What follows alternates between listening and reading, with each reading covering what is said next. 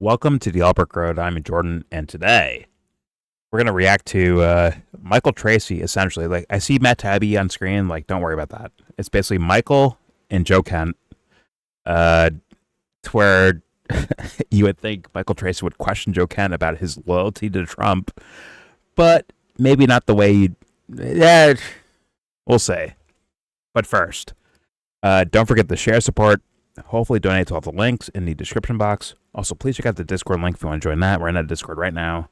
All opinions are welcome, and obviously everything I show you will be linked in the same description box, including this over here. It's fucking Michael Tracey again.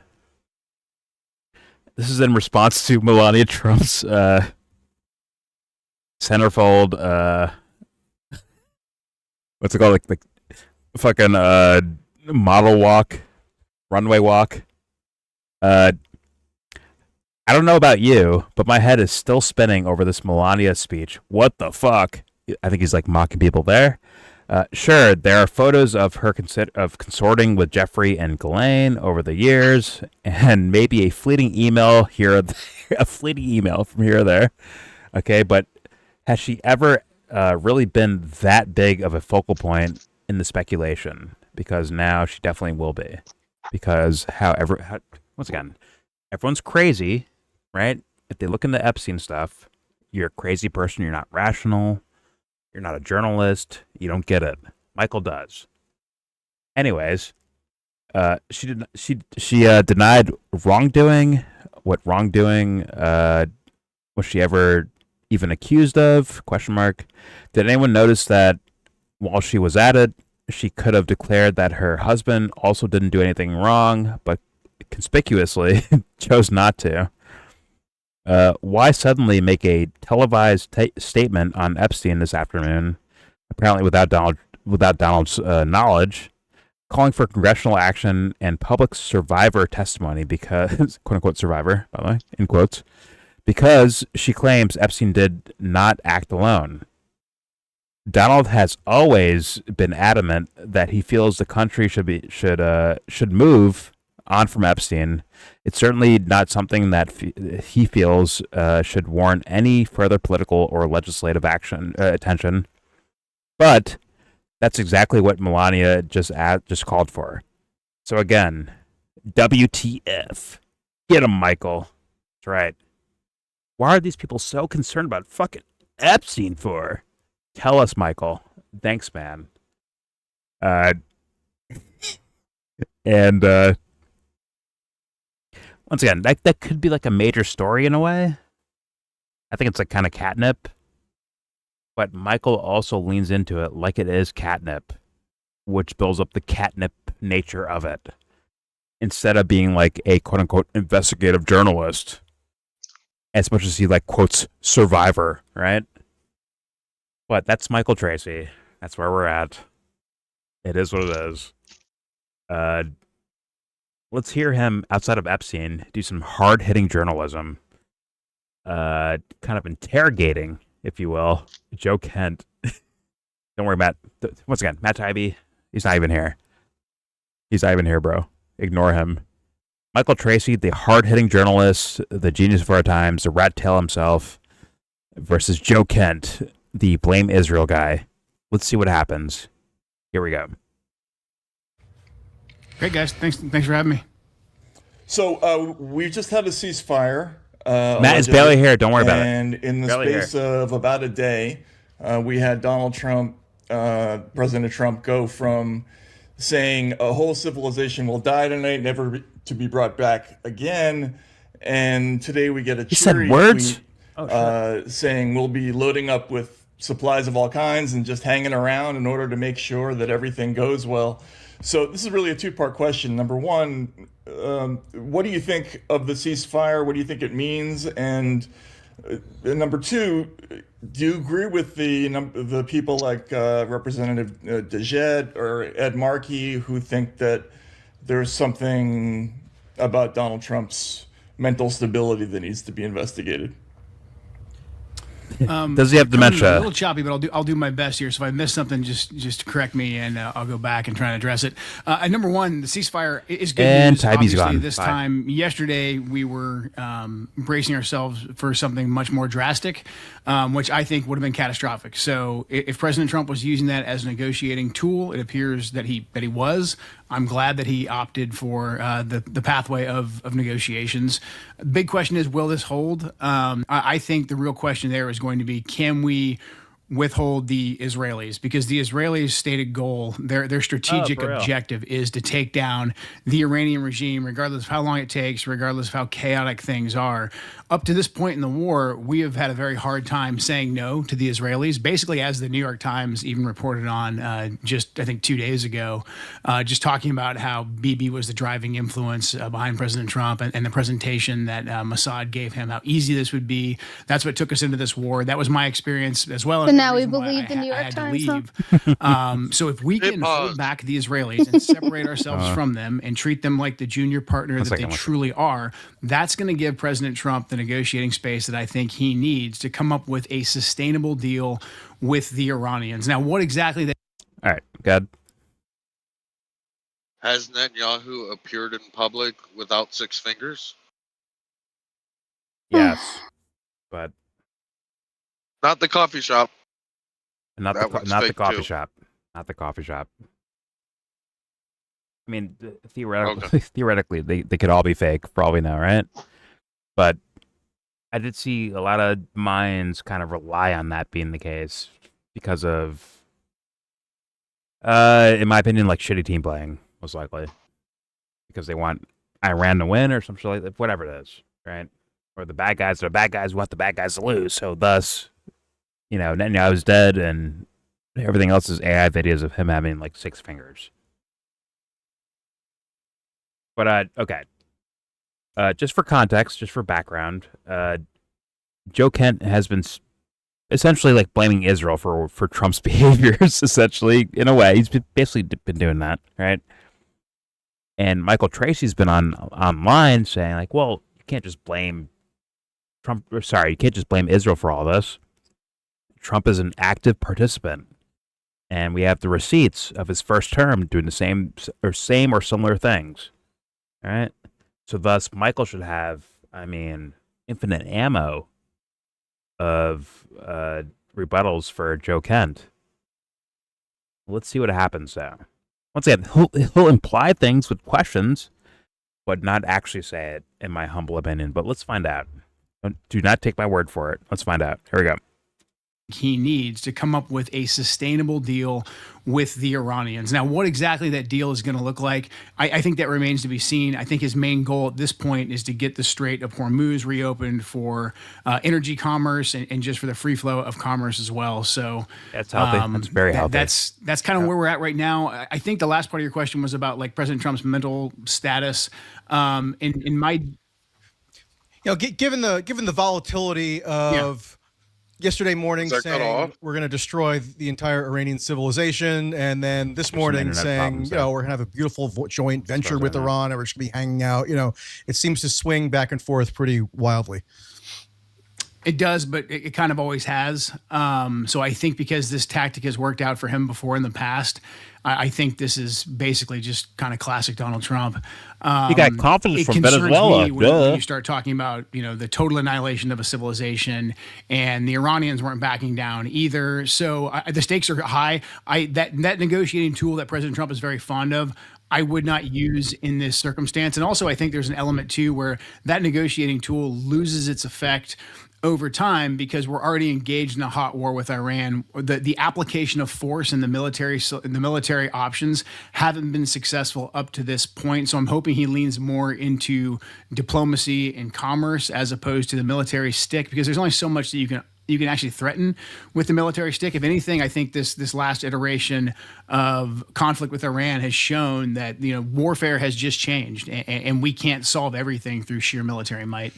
And once you've threatened to obliterate all of Iranian or Persian civilization, what threat can you go up to next, right? That seems like you've probably exhausted the threat options. Yeah, and even without even addressing the morality, obviously that'd be immoral to use any kind of WMD or a nuke or whatever. But in order to annihilate Or or the nuke. whatever, what did he say? Like completely wipe out a civilization, you'd have to do that. But even if you did do that, putting the morals aside, the way that we would be viewed by the rest of the world would be counterproductive for anything else that we wanted to accomplish. At that point, we would basically have to be willing to go to nuclear war with pretty much everybody to force our agenda, because I think the rest of the world at that point would isolate us, and we wouldn't be able to negotiate really with anybody. So he puts it in the context of, I guess, image or PR for the fucking country is kind of where he's putting it, right? Yeah. Which to me is already a sad state of affairs, but Michael should have, like, once again, infinite fucking ammo to rebuttal with all this in regards, like, yeah, this Joe Kent guy, the way he's like talking about things should be like easily countered, I think. Like what? Give an example of what you mean. Oh, Jesus Christ. The relinquishing of responsibility from the Trump administration and putting it towards Israel. That's one. For me, with Joe Kent. That's one. Two, the justification of past events that led to the event we're in right now, that should be heavily questioned for Michael Tracey. From Chuck Schumer, right, to Joe Kent. Like, hey, we're losing, like, what's the word? Like social currency throughout the world because of our image. We're losing our status as the United States of America. We're losing that by our actions right now. For what? To be like teammates with other fucking criminals? Okay. I don't think they're really losing their image. As part of Chuck Dominant. Schumer's thing, that's more of his Democratic Party thing. But Joe Kent is essentially arguing the same thing. In a way. I think he is, at least. Where it's like, oh my God, we're losing our standing in the world. Once again, Joe Kent will justify from Solommani to the 12-day war thing. These are all events that lead to the thing that he's complaining about in the first place, right? About war with Iran. Meaning like, hey, Joe Kent, if you're saying like, hey, we could just destroy Iran in a day and be done with it, you'd be okay with it? And based on his own answers, the answer would be yes, right? Based on his own fucking assessments of things. But yeah, just destroy them. If you destroy them and get it done with like in a day or a week, all good. All right? All good. So we can move on. Well, we can establish dominance over there because we are apparently better people because we are. Even though that guy shows no signs of that. And then the guy's arguing for the Trump guy shows no signs of being a better person at all. I'm sorry. I'm trading a fucking goat herder, a farmer, a mechanic, a fucking little league coach. I will trade Trump out for those guys any day of the week, any day of the week. Straight up. That's where I'm at. But this guy's still doing fucking PR for the fucking White House. And Michael should smell that and ask him questions accordingly. In my opinion, at least. Well, let's see what Michael does. Here we go. Once again, they'll sound very critical. It will sound like it. I'm like, yo, you can bury this fool right here. You can bury him. Michael's like, no, I'll only bury you on fucking Epstein, apparently. Anyways, here we go. At some point, it's just like, okay, I understand he uses bombastic language frequently, and sometimes it works out. I don't think he's losing it. I don't think he's like of poor mental sanity or anything like that. I just think we got very lucky here with this one, so we should be working as hard as we can to make sure this ceasefire holds, and we can get the straits open again. We can cut a deal with Iran, and we can hopefully learn from our mistakes and move on. Yeah, I mean, it is true that he's always used this bombastic language as a negotiating tactic. We're all encouraged to read The Art of the Deal to learn the nature of his negotiating sort of philosophy. I actually have read it. It's almost like our new holy text, so I've made sure to read it and I have a copy.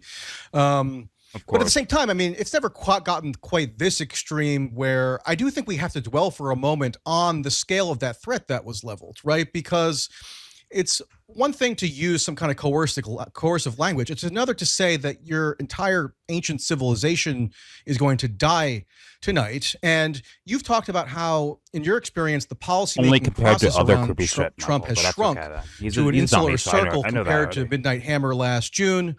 Your perception was that it was really confined to a small group of people, maybe, Hegseth, Rubio, Ratcliffe, Kane, Susie Wiles. That seems like probably around it, and maybe Wickoff, Kushner. So by and large, it's not as though we can consult some larger policymaking process to understand what the trajectory of the policy is. We have to, for better or worse, listen to Trump's statements and words, right? And if those are the words coming out of his mouth, I don't know. I mean, he is approaching 80 years old. He does sometimes seem to contradict himself a little bit more frequently, so often like within the same span of the same paragraph. Are you guys watching that Joe Kent faggot again? That maybe gave you pause while you were still in government, or did you just kind of chalk everything What's up? wrong with you people? Standard Donald. Are you insane? While you were still does sometimes seem to contradict himself a little bit more frequently, so often like within the same span of the same paragraph. So like, was there any indicia of that maybe gave you pause while you were still in government, or did you just kind of chalk everything up to his standard Donald Trump? So like this little pushback thing here is about dementia, which is what Alex Jones's fucking point was, right? Like, oh, is he the same old guy? Maybe he's like a little bit more mentally off compared to before, which is a fucking, once again, it's a layup for these guys when it comes to narrative. Instead of like, yo, is this fool part of responsibility for something? And like, once again, there are the inner workings, like the actual inner workings, where this Trump guy is not the fucking king dingling of fucking nothing. Let's be honest, right? He's a teammate for other shit happening, but for on the surface to make Joe Kent answer that question, like, either Trump's out of his mind, or he's stupid, or he's blackmailed, or something, like just to like epistemologically like narrow down like where Joe Kent is going in regards to his assessment as an insider, right? Essentially, he is an insider, essentially, right? It's like, yo, answer for this. That had no access. An insider that had no access. According to him, we can like ask questions like, yo, how much access did you have? Also, if this Trump guy is out of his mind right now, or bought and paid for by someone else, those are crimes, aren't they? Or he shouldn't be there, right? So make an argument that he shouldn't be there. Which would be like an easy argument, once again, that Michael Tracey could make. Yeah, God. A crime would be treason. Or selling whatever. Still, even if it's not treason, it's selling the office for political gain, which is still death penalty. Doesn't have to be like a legal term, but dude, it could be like, yo, this guy's incompetent. Can Joe Kent even say that? Because I've heard him like brag about how smart Trump is, how good of a deal maker he is, how tough he is. I've heard those fucking accolades, but not, man, this guy shouldn't be there. I've not heard that yet. And Michael, if Michael wanted to, he could actually like bring that out as in regards to a discussion to have. Like, damn, how is Trump so competent, but you're saying like he's falling for all these things?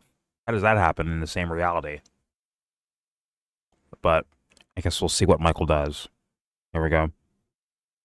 A problem with the circle of advisors being shrunk down so tightly. Not only did you have basically an echo chamber that I've described before, where you had a lot of folks that were already leaning to be very pro-Israel.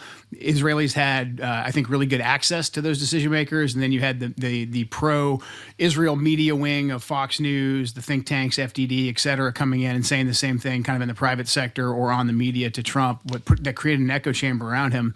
But another big problem that we have is basically the way that the Israelis Israelis laid out this scenario that pushed us into the war, and they kept getting Trump basically to say, "Hey, you're going to get this this catastrophic effect on Iran. The regime is going to crumble. It's going to be very easy for you, but in order for it to be successful, the regime actually has to crumble. They have to totally surrender." They got him very comfortable with using language like total surrender. And how do you actually get a total surrender? You either have to go in on the unconditional ground. surrender. They got him to do it. Yeah, unconditional surrender. Anytime we've gotten an unconditional surrender in the past, it's like World War II. We either dropped the nuclear weapon or we came in and we fought a prolonged ground campaign and we forced our will upon the Iranians or whoever we're fighting with boots on the ground. The more you play out the scenario in Iran, it's huge. And even if we could commit the full U.S. military and let's say the nation's all in and we go and we do a conventional land war there, we simply just can't control and quell the population of Iran. So basically by getting Trump conditioned to say like total complete surrender, the regime has to totally and completely fall, which again, that was never our stated strategigic objective in this, but that was the Israelis. The Israelis, because of the echo chamber and their access to President Trump, we could do it. They made it essentially share their strategic objective with them. They basically make this equation that in order for this to be a successful operation, you have to have a complete collapse in Iran and it's total regime change, and we have total control. That can't be done with boots on the ground. So you do come back to this point where it's like, well, then maybe you have to use a nuclear weapon. And luckily, I think President Trump kind of saw through this in the last couple days or maybe even a week or so where he woke up. Look, I can't Trump woke up in a few days. I can't subdue them. This is not going well. You can't change geography. The Iranians are going to be able to apply very little force and still mess with shipping on the Straits of Hormuz. That's going to have an effect here back in America. Let's go ahead and come up with a negotiation. And now everything we're seeing is this, Trumpian bravado of, hey, we made this great deal. So I'm hoping that holds and we can hold back the Israelis, because if the Israelis continue to have the amount of influence on President Trump as they did prior to this war, they're going to go back to him and they're going to say, Mr. President, this isn't good enough. This is a failure. What about Trump? We thought that you were going to be the guy that could bring down the regime, that could open the Straits of Hormuz. The Iranians are now making money off the Straits of Hormuz. They're mocking you, etc. So I'm hoping he can put them in a box and tell them they're the junior partner, and we've reached a deal here, and it's going to stick. So, Joe, this kind of gets back to what you said in your initial resignation letter on March 17th, which caused such an uproar. And I thought to myself when I read this, okay, he's actually somebody who's got some integrity, because what's going on now is contradicting his seemingly sincerely felt beliefs, and he feels like it's no longer tenable for him to remain in government for a variety of reasons. At the same time, I felt that there were some things in there that might be a bit substantively off, that you were pinning almost exclusive or near exclusive responsibility on Israel for, quote, deceiving Trump. That's the verb you use, deceiving Trump. And it seems like that gives short shrift to Trump's actual worldview, especially in the second term, where it's not like he's been bashful about talking about how he's doing the Venezuela operation to take the oil. He's saying he likewise would love to take the oil with Iran, seizing Greenland, declaring himself the ruler of Venezuela, declaring himself the ruler of Gaza, talking about taking over the Panama Canal. He says, once we're done with Iran, we're going to be taking Cuba. So this is a pretty well-articulated and consistent sort of paradigm now that he's been espousing, that it seems like the Iran thing fits pretty neatly into, with or without the influence of Israel. Of course, Israel has influence, and Netanyahu in particular is very well schooled at making a case to American presidents, given his background, living in the United States, being very well versed in American politics and so forth. But why can't we view Israel almost like as an adjunct to American hegemony in the region? And Trump has his own spin on how to maintain and expand American hegemony. The Iran thing fits comfortably into that.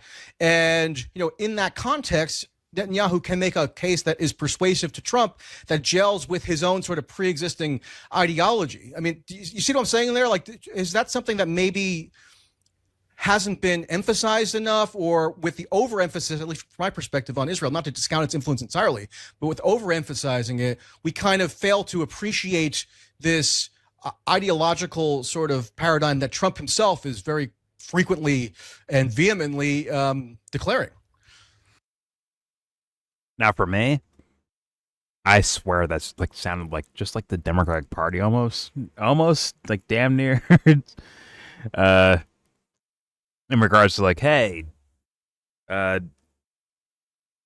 once again, I do think there is like an over emphasis about Israel for sure. I think it's like actually out of their minds doing it. But then the callback is like, well, look at words that Trump said out loud. So thus that must be the case for him. Like he's like this because of words he said. I think that is a extreme misnomer. Now, to be fair to Michael, my understanding of him is that he does follow the documentation word for word as to what reality is versus like maybe thinking outside the box a little bit. So like he's not a very strong critical thinker in my opinion. So maybe he did just hear like headlines or quotations and be like, okay, that's what it is because he said it. That's what he is. He said it. See? Look, got it. Maybe that's his mentality. But either way, whatever you assess it as originally, you can hear Joe Kent's response to that and respond with further questioning to understand what the fuck Joe Kent means by things. Let's see if Michael does that. Here we go. Shot the ranch sunflower seeds, by the way. These things are a fucking crack. Here we go. Yeah, no, I see what you mean. In the case of Iran, just because we had been so anti-regime change war in the campaign, and I believe in Trump's previous administration, on his words, was pressured consistently. Once again, based on his words, well, he's against going to war with Iran. How do you know? Well, he said it on the campaign trail. He said that. See? We can believe him. He said it. He said it in words. Not good enough. And Democrats were working tirelessly to end the genocide in Gaza. Sorry, the war against Hamas in Gaza. They were working so hard because they said so out loud. And AOC said the same thing. She said, oh my God, they're working so hard for this. Tirelessly. Duh. Imagine to where, like, people saying words out loud are enough for someone. Not to say, like, to be paranoid about every fucking word you hear. It's more so like, do you trust the character that's telling you that? Do you? Have you thought about it? Maybe you should think about it. Anyways, here we go. See what you mean. In the case of Iran, just because we had been so anti-regime change war Shout out to in the Ram campaign, Ranch, and I believe in Trump's seeds. previous administration, They are he the was pressured consistently. Ranch is the best fucking flavor, bro. He killed Sunflower Solommani. seeds. I thought that was the right call at the time, but then he didn't take the bait of getting sucked into a regime change war. I just think, considering the driving force of the foreign influence coming from the Israeli lobby to get us into this war, it was very, very significant to me, and I felt like had he had more advisors around him that could have pointed this out, or at least pointed to how the Israelis were using their access really to senior government officials, their longstanding relationship with our intelligence services, that we were basically doing this operation against Iran, which on a strategic scale is more significant than anything else he was planning on doing because of the implications of the Straits of Hormuz, the GCC, the petrodollar, et cetera, that I think we could have probably talked him out of it. However, just this fool talks like Professor Zhang talks, where it's like keywords almost. The GCC, right? Like Gulf countries or whatever the fuck, right? And petrodollar, and like almost like they talking like buzzwords in a way. But who knows? Let's keep hitting play. Don't worry, I'm very stupid. Here we go. The apparatus that the Israelis have built around the U.S. government, around media, the amount of support they have here in the States, it was almost impenetrable. That was built around Trump, and obviously President Trump has agency. He shouldn't have let that happen. In the past, he had called out that the Adelsons were going to support Marco Rubio. He's also a genius and perfect little puppet. That was the famous tweet. Yeah. I have it memorized. He's aware of this, but he did let them in. I think. Well, Rubio is now his Secretary of State and National Security Advisor. Exactly. So clearly, there's been an evolution. Right. And so, but once he let them in, I do think he was just swept up by all of it, and he was deceived. I think something that had he been an outsider, he would have been like, well, those guys are getting ran by the Israeli lobby. I've seen this before, and I think Donald Trump of 2015 would have called that out like he did. Yeah. But once he was on the inside, I think his perspective changed. I think the Israelis. Damn, that's almost Alex Jones. Sorry, that's almost Alex Jones, isn't it? The old Trump was good, but then he became an insider. And as an insider, he got tricked by someone. Someone tricked him. I'm like, damn, I need lawyers like this. Give me Joe Kent, give me Alex Jones. And Amy. I need those 3 lawyers, bro. If I get OJ'd one day, if I'm like an OJ fucking trial, bro, I need those 3 lawyers. Straight up. Fuck my life, dude. We're up. I've seen this before, and I think Donald Trump of 2015 would have called that out like he did. But once he was on the inside, I think his perspective changed. I think the Israelis and the Israeli lobby did a really good job of kind of getting into President Trump's psyche. The confidence built they brainwashed him. He built up in the Venezuela operation. But Joe, I think that. But Joe, I can't be brainwashed. I'm good. I'm chilling over here. How'd that idiot happen? How'd that happen with him? Wait, Joe Kent, you're calling it out? That means like you couldn't be brainwashed either. So how'd it happen to him? How is Trump still outflanking on everything while also being the most tricked person on planet Earth, apparently? How does that happen? And then he's repeating the Tucker shit, right? Oh my God, his success in Venezuela made him think like he was invincible. Like, does that happen to every person? Is that normal? Is that actually like a normal occurrence? Hey, I overthrew this country, so it must work over here too. Because I feel so confident about myself. Because I overthrew that country. Is that a normal phenomenon? And once again, nope. Michael should have all the ammo on planet Earth, but will he use it? Remains to be seen. Let's find out. Here we go. I think the Israelis and the Israeli lobby did a really good job of kind of getting into President Trump's psyche. The confidence built that he built up in the Venezuela operation. I think that combined with the protesters on the street in January, it made it easy for the pro-Israel lobby to basically sell to President Trump. Like, look how easy this is going to be. You've got the best military ever. They can just zip in there and take out some targets, and then the protesters are already in the streets. I need lawyers like this. Not letting any of the dissenting voices come in and really kind of bypassing his own intelligence community where I was sitting, because that was not the assessment whatsoever coming from the USIC, but we basically didn't even have a voice at the table in the discussions. But so Joe, I mean, because of Israel, I don't know if this was really in your purview at all in the position that you had, but like just taking the stuff that's gone on in the Western Hemisphere, right? It'd be hard to make a case that the pro-Israel lobby or Netanyahu had much to do with, for example, this gambit to seize Greenland, right? Or Venezuela. You could say that, Venezuela oil exports have gone maybe to Israel or something, to, an indirect connection there, or the Panama Canal, or, Cuba. Like, that's not really in the bailiwick of Israel. So there's something ideologically that's going on that flows from Trump himself that is informing his conduct of foreign policy. Right. So then when that gets grafted onto the Middle East, obviously I'm leaning, but I'm just but apart from the Middle East stuff, like, how would you characterize like what his worldview is now with respect to these other initiatives that are going on that don't have really much of a direct role on Israel, that may, whatever those predilections are, they may intersect with Israel when we come to the Middle East, but they kind of like exist on their own at the same time, right? I think in the West. Let me ask Michael's question a little bit more clearer, though. Hey, Trump did some fucked up shit in South America and Greenland and all that shit. Like, what does it to do with Israel? That's what Michael's asking in so many words, though. I'm sure we'll hear something intelligent as a response. Here we go. To the Middle East, but they kind of like exist on their own at the same time, right? I think in the Western Hemisphere, there's a school of thought that most of these governments that are adversarial to us, the populations, are not hostile to us in a way that they are in the Middle East, because we're so culturally similar, and that the Western Hemisphere, Monroe Doctrine, that we should completely control it. So it's basically securing our own borders to reach down and take out some of these more hostile governments. Now, I think a lot of that probably could have been.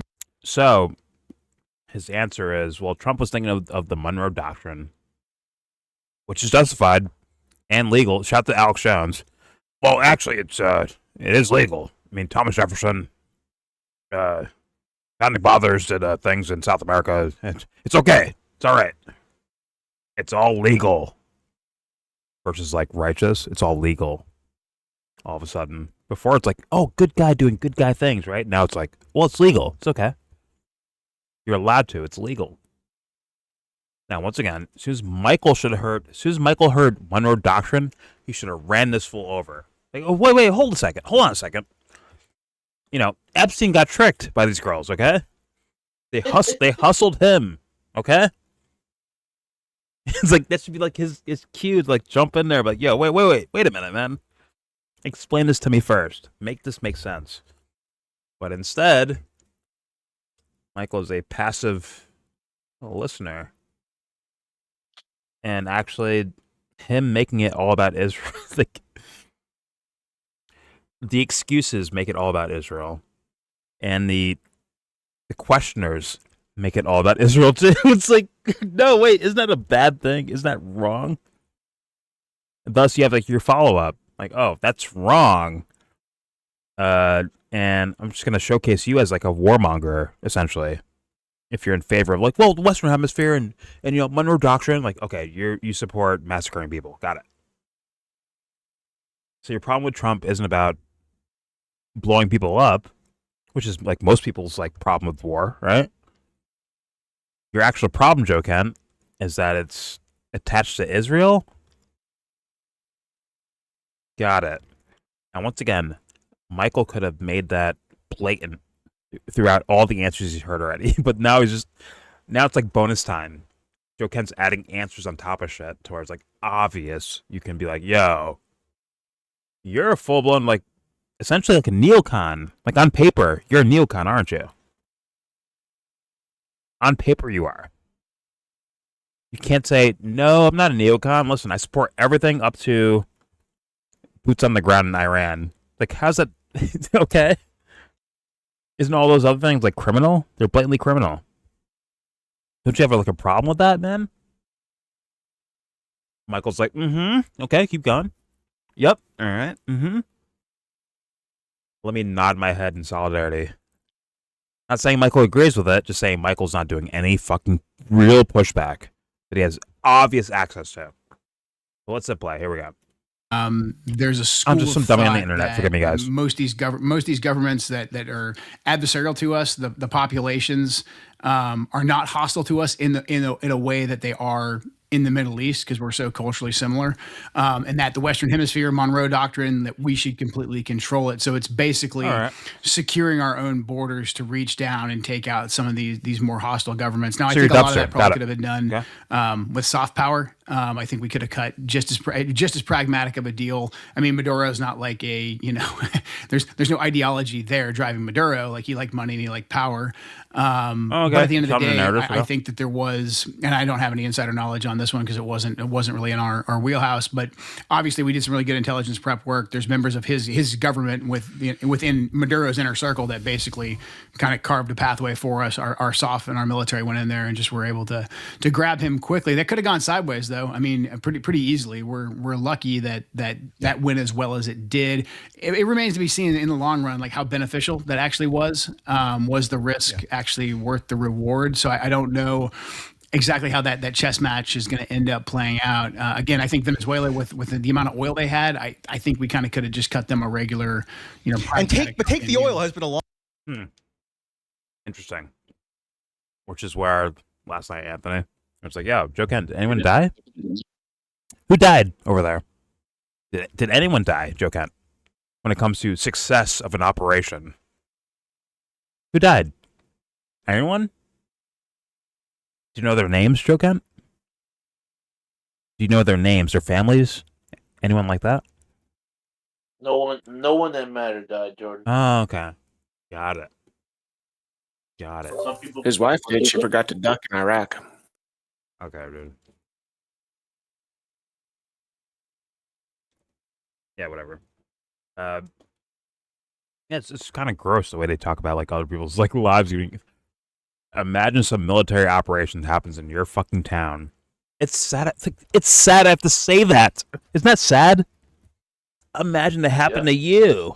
Isn't that the saddest thing to say on planet fucking Earth when it comes to morality and empathy?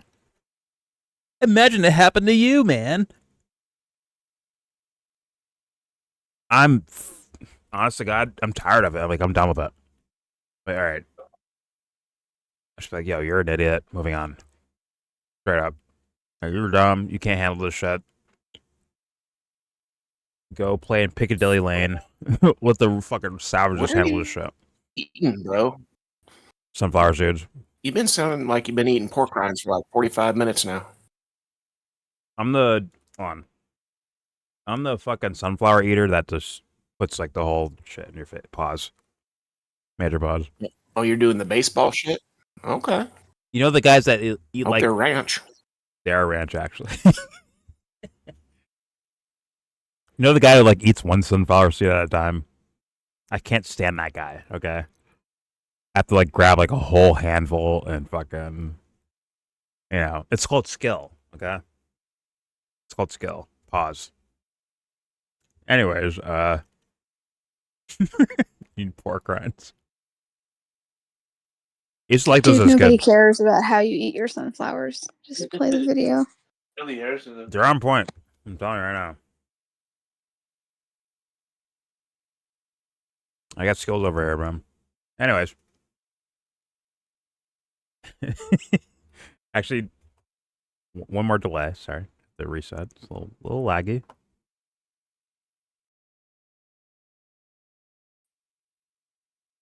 All right, here we go. Shot the Ram Ranch. Here we go. Discord's getting wonky. I got kicked like 4 times already. Yeah, I saw that. I wish you would get kicked out permanently. Oh, damn. I wish I could deport your ass back to Nigeria. Hook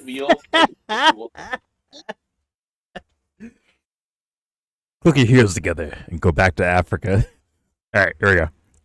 Exactly how that chess match is going to end up playing out. Again, I think Venezuela with the amount of oil they had, I think we kind of could have just cut them a regular, and take the oil has been a long-standing sort of conviction of Trump's, right? Even going back, So I mean, if take the oil, resource extraction applies from his perspective to both Venezuela and Iran. There's like something going on there independently of the pro-Israel lobby that may have informed why it is that he's chosen to undertake these endeavors. Yeah, so I mean, he likes the idea. I think of like we get the better deal. We take the oil, we take the resource for the benefit. He's talking about the character I have a of Trump. question. I went to go get my laundry, but did Joe Kent say something about how they got close to Venezuela?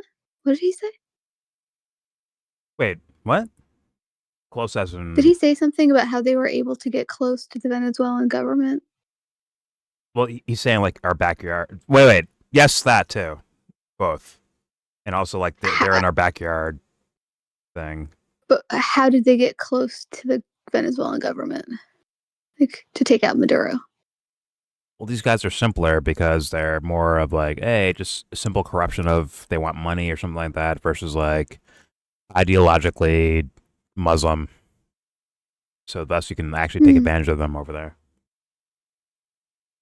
Although I swear I heard the Delcy Rodriguez girl today saying, we will always be socialist. Yeah. Right. Some I'm just thinking about, I'm not saying that they're involved in this, but this guy, Joe Kent's pretty close to Max Blumenthal and Anya. And they've been to Venezuela before. Remember when... Are you going there? Are you going there? I don't know. I'm just curious because just something he said just kind of, like, who are these people?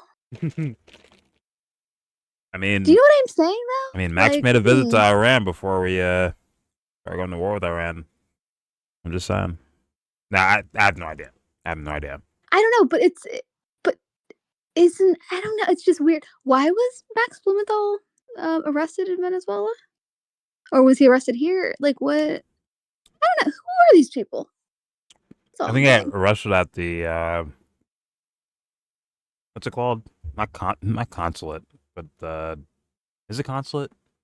Something in America that was attached to Venezuela, but it was in America. Okay. Like what was it called? Oh, like he was held up in the airport or something. Okay. No, like they're fucking. It's not consulate. What am I thinking of, bro? Their embassy? Embassy type of thing, I think.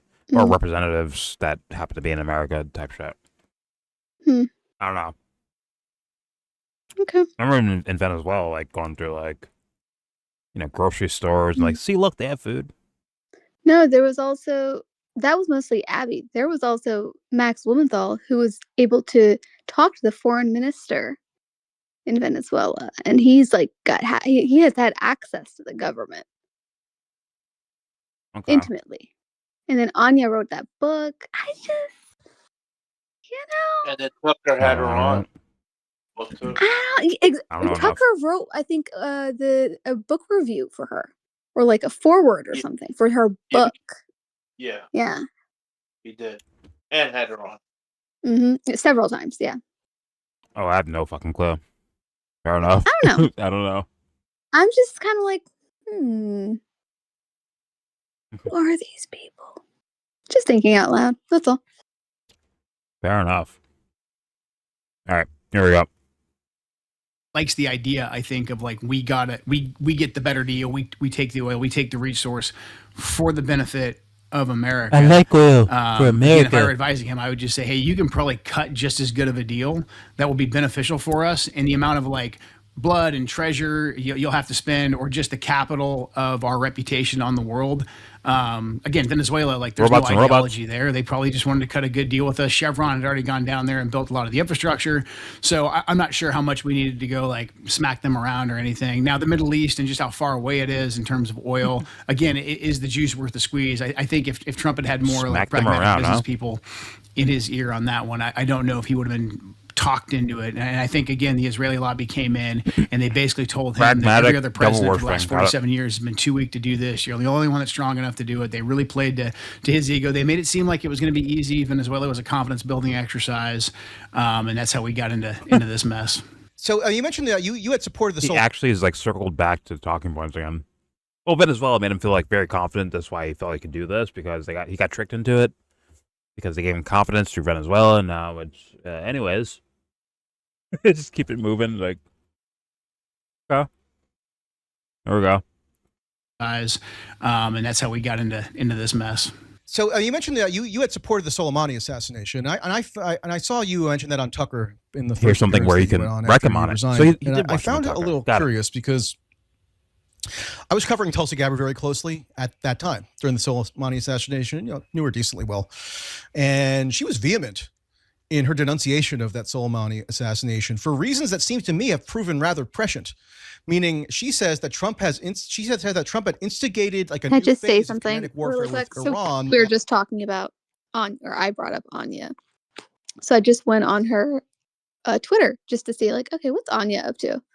And the first thing I see that she retweeted is someone named Furcon. I don't even know. Whoever, like just someone retweeting a video of Benny Johnson demanding that Benjamin Netanyahu be permanently banned from the White House and exposing the Israeli lies, as if Benny fucking Johnson to expose Israel. That's what she's retweeting. It's just, do you see why I think these people are so fucking sketchy? Well, maybe Benny's noticing. You know what I'm saying? Maybe he's starting to notice. Why would Anya feel the need to like promote that? I'm not trying to like police what people retweet, but it's just like this garbage. It's solidarity with the fellow revolutionaries. You know what I'm saying? Oh, whatever. It's called solidarity. Yeah, watch your mouth. Fall back. How dare you? Benny's one of us. He's one of our revolutionaries trying to save the world. What have you done, huh? Like, let me tell you what Benny's saying. Other than talk. This is Benny exposing how Israel blatantly lied to the U.S. president, orchestrated a disastrous war, and got Americans killed.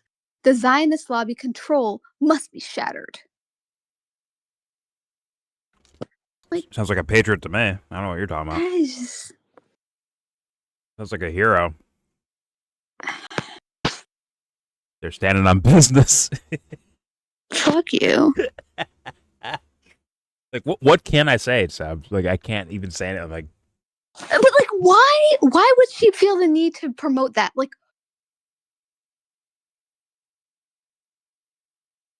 you know what? I don't know. I'm freaking. It's weirdly weird. I wish you could ask at least current time, Gray Zone fan, like, what do they think about that? But I don't think you're gonna like the response. Probably because there is indeed the problem right there. Yeah. Like, no, I read her book. She's awesome. Shut up. Are you a subverter, bro? Who do you work for, huh? Work for Russia? Huh? I mean, Russia would be like good guys for that one. You work for China? No, wait. No, it's not China. Do you work for Hong Kong? For the Hong Kong consulate? No, literally, yeah. Do you work for the Democratic establishment in Hong Kong? For Taiwan, huh? What are you doing, huh? Yeah. Israeli spy. Does Do you work for the Brookings Institute? Yes. Anyway, whatever. Proceed with your video. Actually, some days someone's gonna be like, "Yeah, I do. What up? What about it?" It's like, "Oh, well, screw you, pal," and walk away. All right, here we go. Solommani assassination for reasons that seem to me have proven rather prescient. Meaning, she says that Trump had instigated like a new phase of kinetic warfare with Iran that was leading ineluctably toward a regime change war with Iran. God damn it. And she was pretty harsh about Trump himself. Like she said, he doesn't know what the hell he's doing.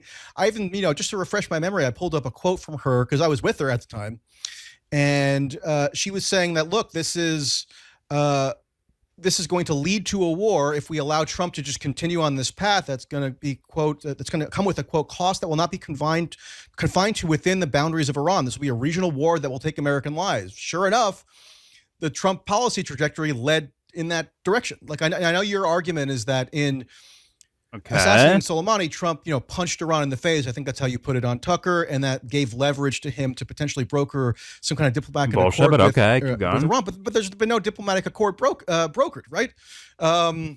And Tulsi coupled that with a critique of him even withdrawing from the JCPOA, which she said she had some misgivings about, but in withdrawing from it, Trump was pursuing a military solution rather than a diplomatic solution.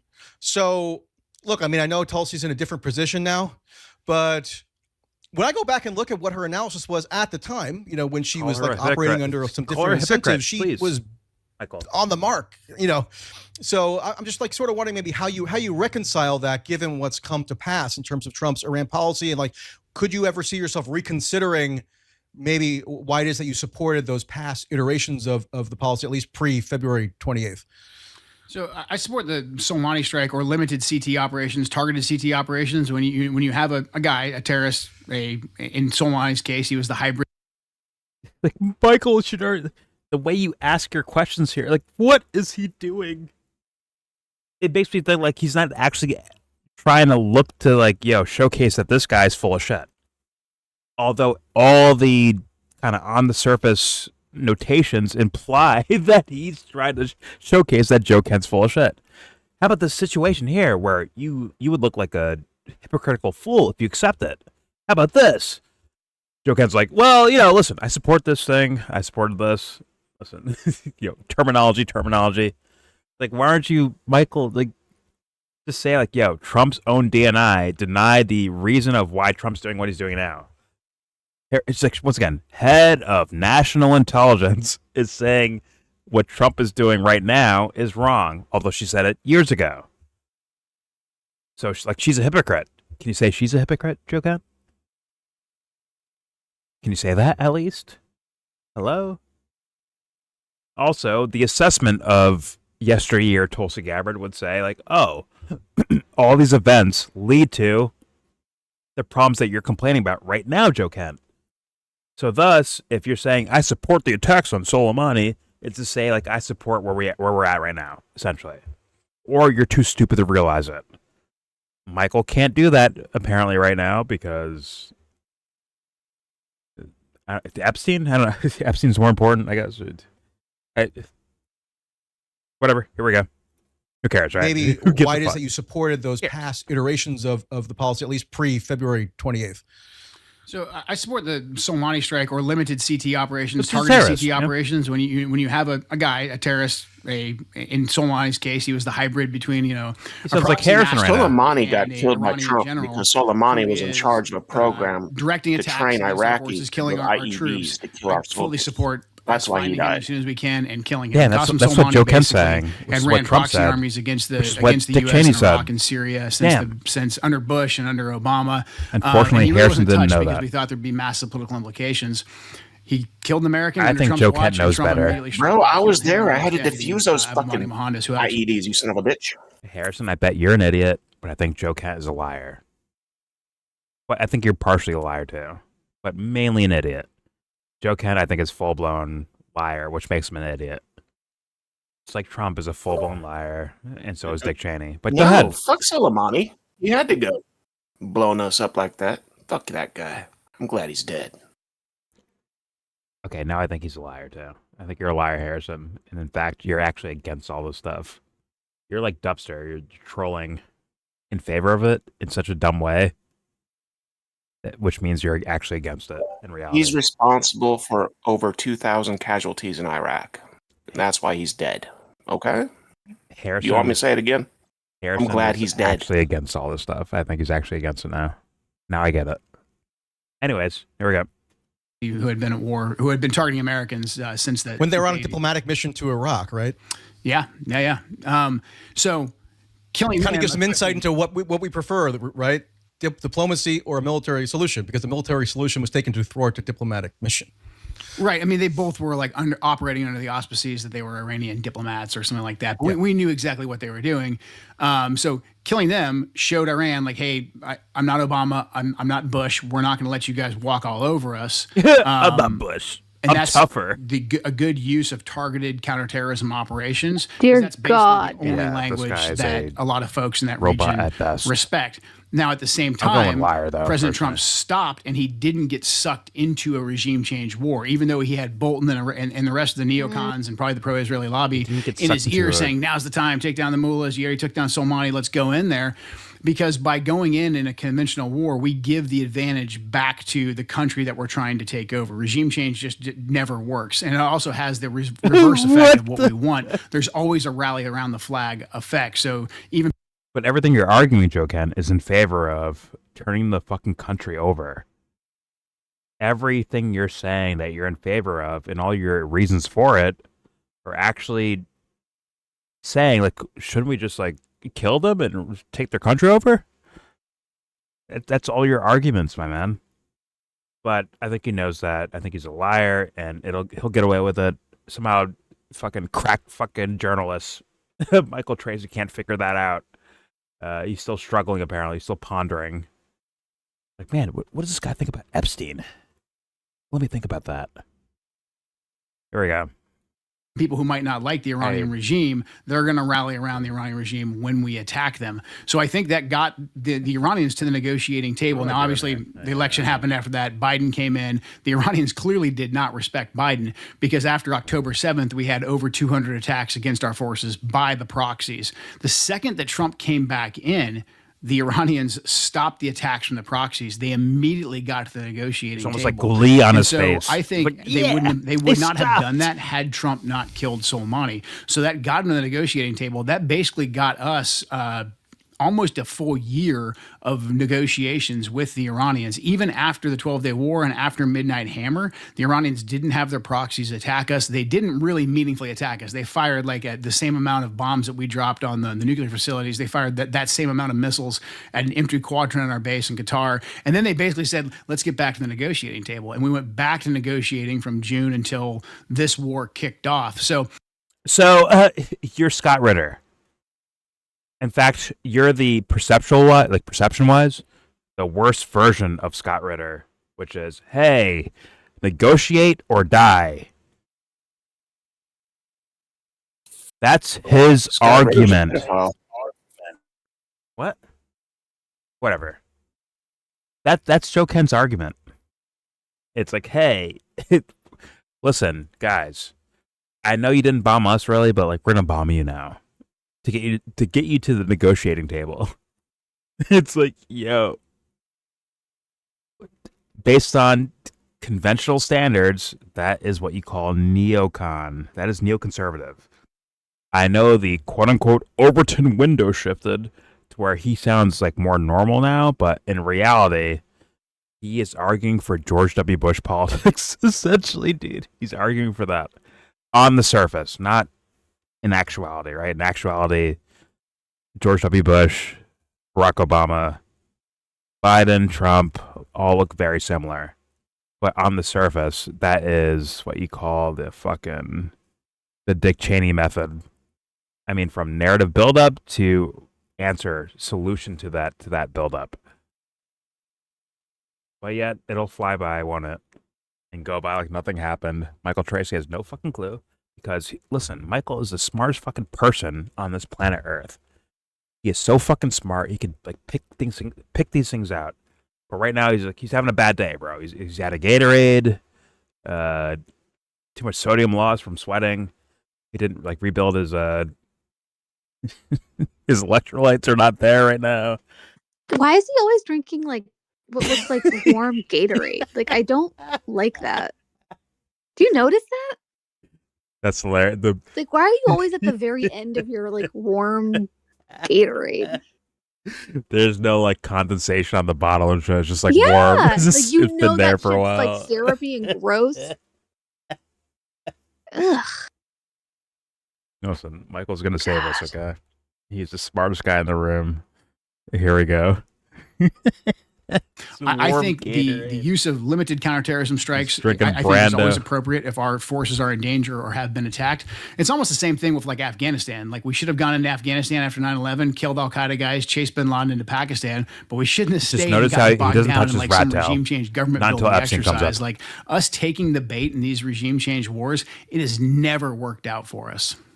Well, I guess Tulsi's argument at the time was that this was taking the bait and sort of accelerating a policy that was fundamentally geared toward ultimately attempting some sort of full-fledged regime change war. She called it a another tit-for-tat escalation that's going to lead to this cataclysmic outcome. And she was right, but she also coupled that with her critique of at time the sanctions regimen, which I know you also supported. She could have been lying, Michael, because she felt that this was siege warfare. It was destabilizing the government in a way that again was going to culminate in some sort of regime change confrontation. So.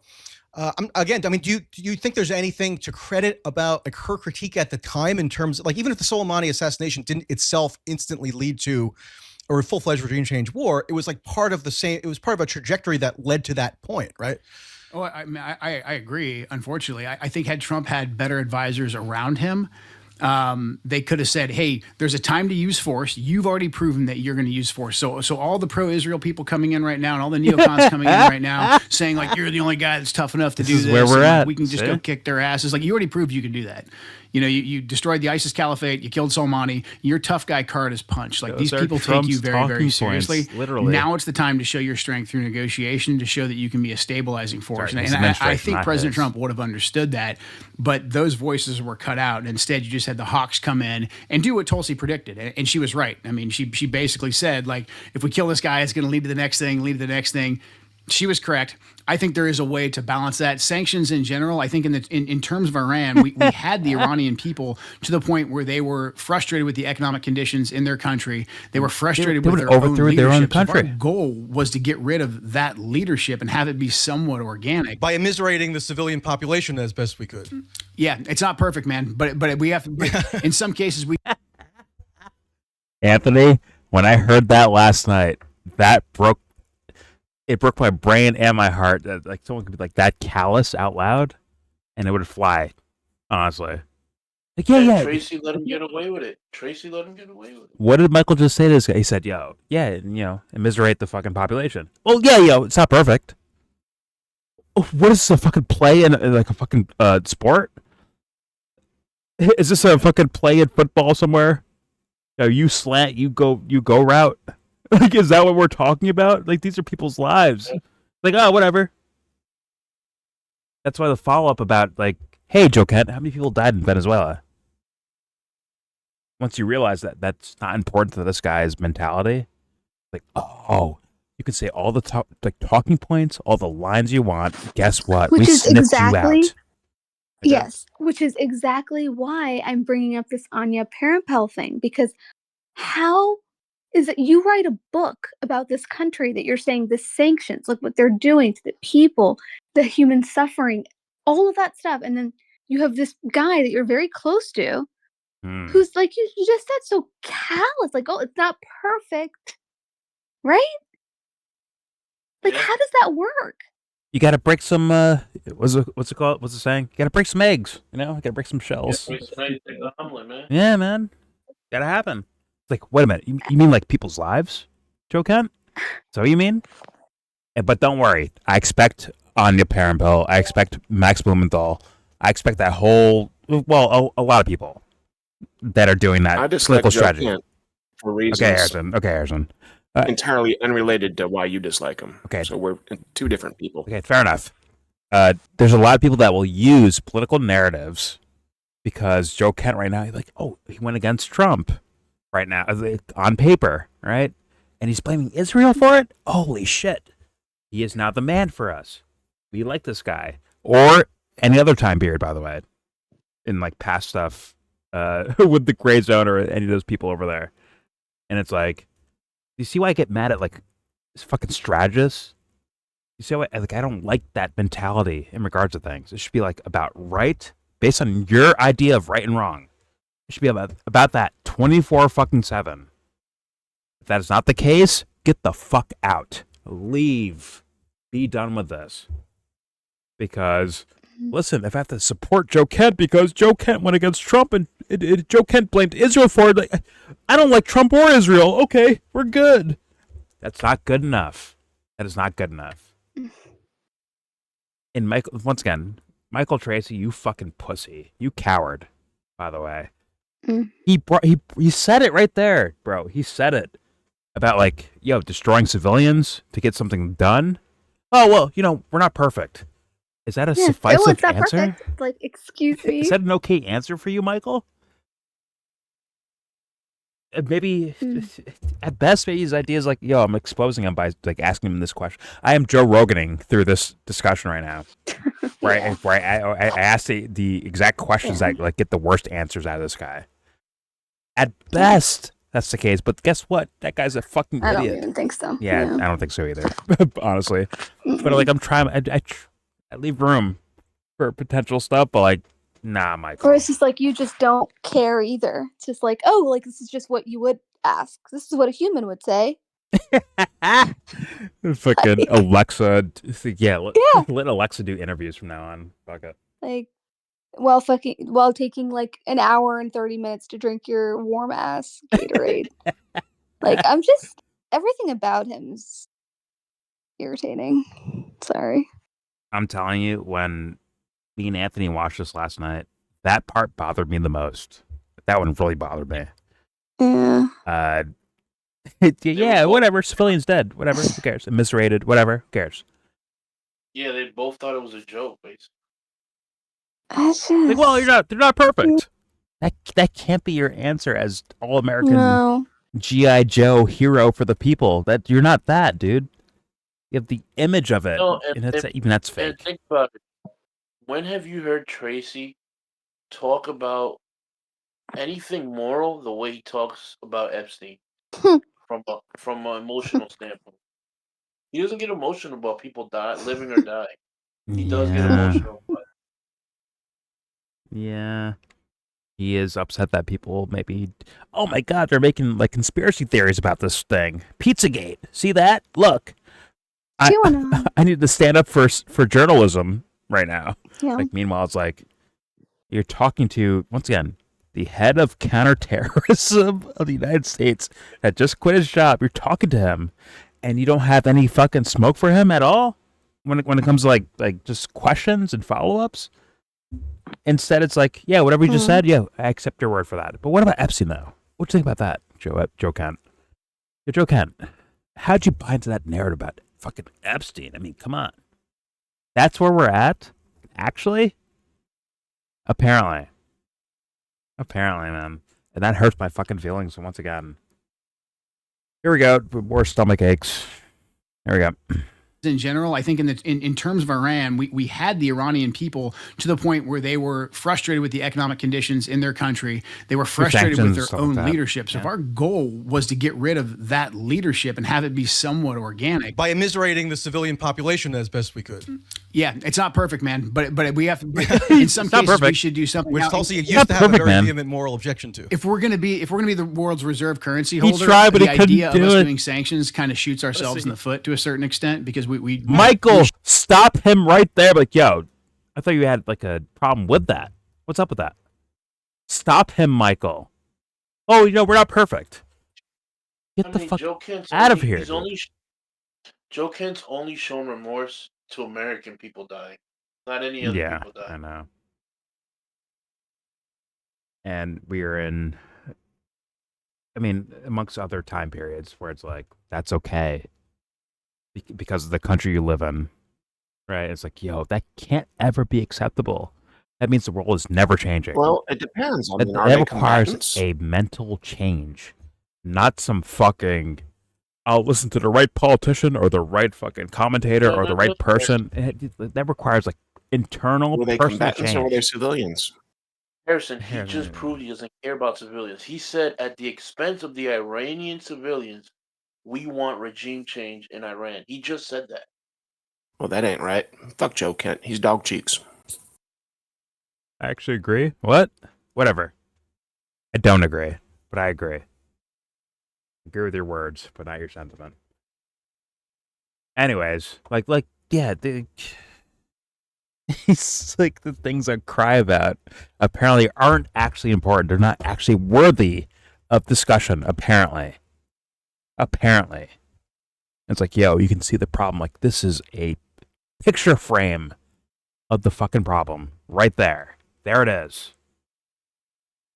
Don't worry, it'll be missed. Grab your t-shirts, your fucking placards, your fucking signs and say, we don't want this. Good fucking luck to you. Good luck. Although, worthy, depending on intention. My humble opinion. But I have to leave and come back. Hold on. And by the way, yes. Actually, I'm speaking to propaganda. My little buddy. I'm speaking to him. Listen, man. Protest and all that stuff in a healthy way is very much worth it. It's because it's righteous-minded people expressing themselves. That is the win itself. When that ceases to exist, it doesn't matter what t-shirt they have on, what sign they hold, what action they take. If the idea of intentionally trying to do the right thing is gone, Your protest turns to you're flash mob fucked. and Shut the fuck up, Harrison. Harrison, I love you. Shut up. YN's fucking raided Nike store, loot the shit out of it. YN. Then Nike goes out of business. Then McDonald's closes down.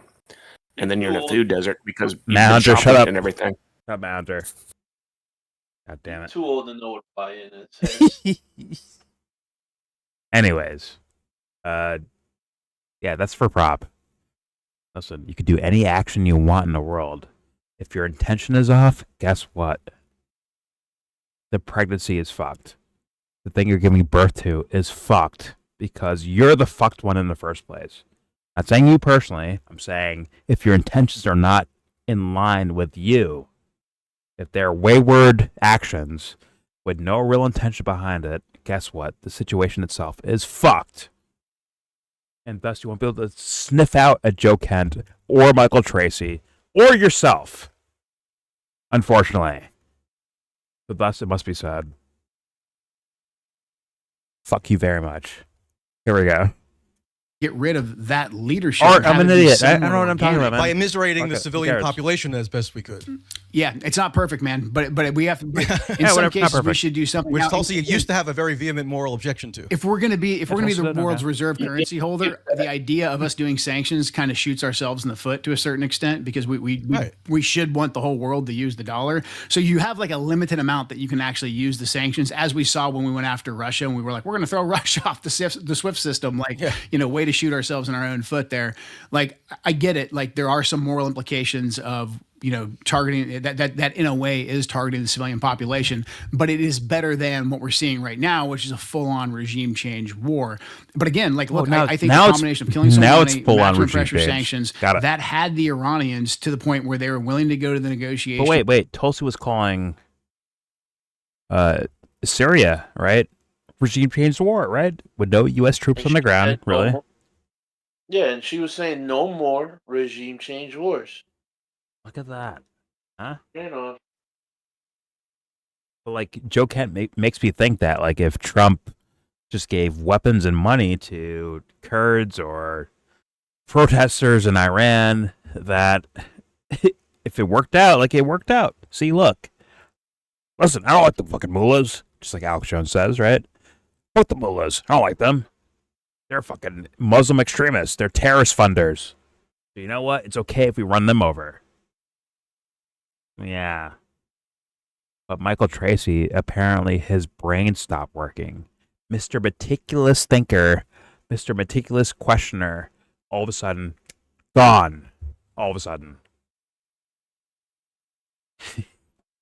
He left his conscience in that Gatorade battle, bro. Just wait for him to take a sip.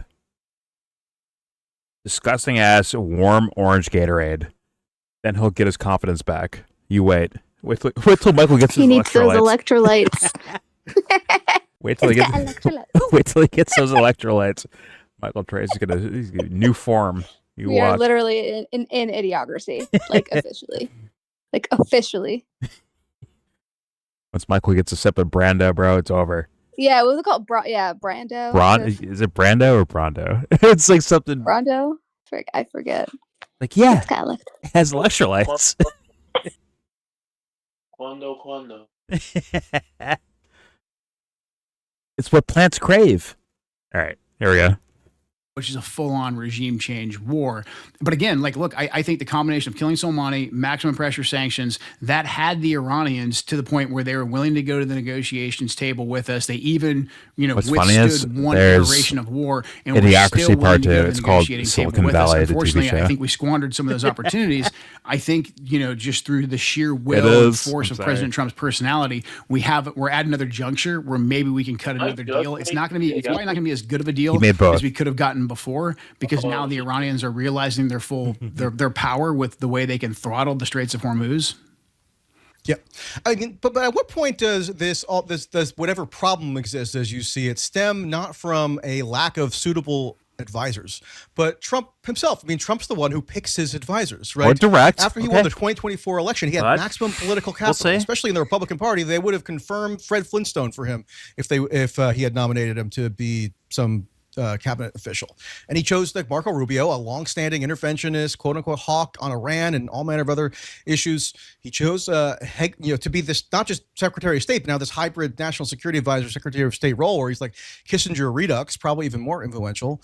He chose Hegseth, who's like on the record as somebody who is very gung-ho about military action in Iran and all kinds of other places, with like this sort of religious inflection that he invokes. Joe can't excuse it. He chose Mike Waltz as his initial national security advisor, now UN ambassador. Also, that's what he said. All right, that's what he's gonna say. He's about to say that. Well, all right. How many people thought like Joe Kent was like notes?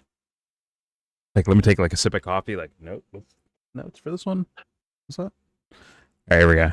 Sorry. Iran and all kinds of other places, with like this sort of religious inflection that he invokes. Yeah. Anyways, notes. He chose Mike Waltz as his initial national security advisor, who's now UN ambassador, also a very committed long-term. He drinks coffee like a robot. I mean, look, this is who Trump thinks best reflects his foreign policy agenda, right? So it's not a matter of just trying to like sneak some different advisors in there at this point, right? I mean, we're like 11 years into Trump being the most dominant political figure in the country. So like, at what point is it about him on some level?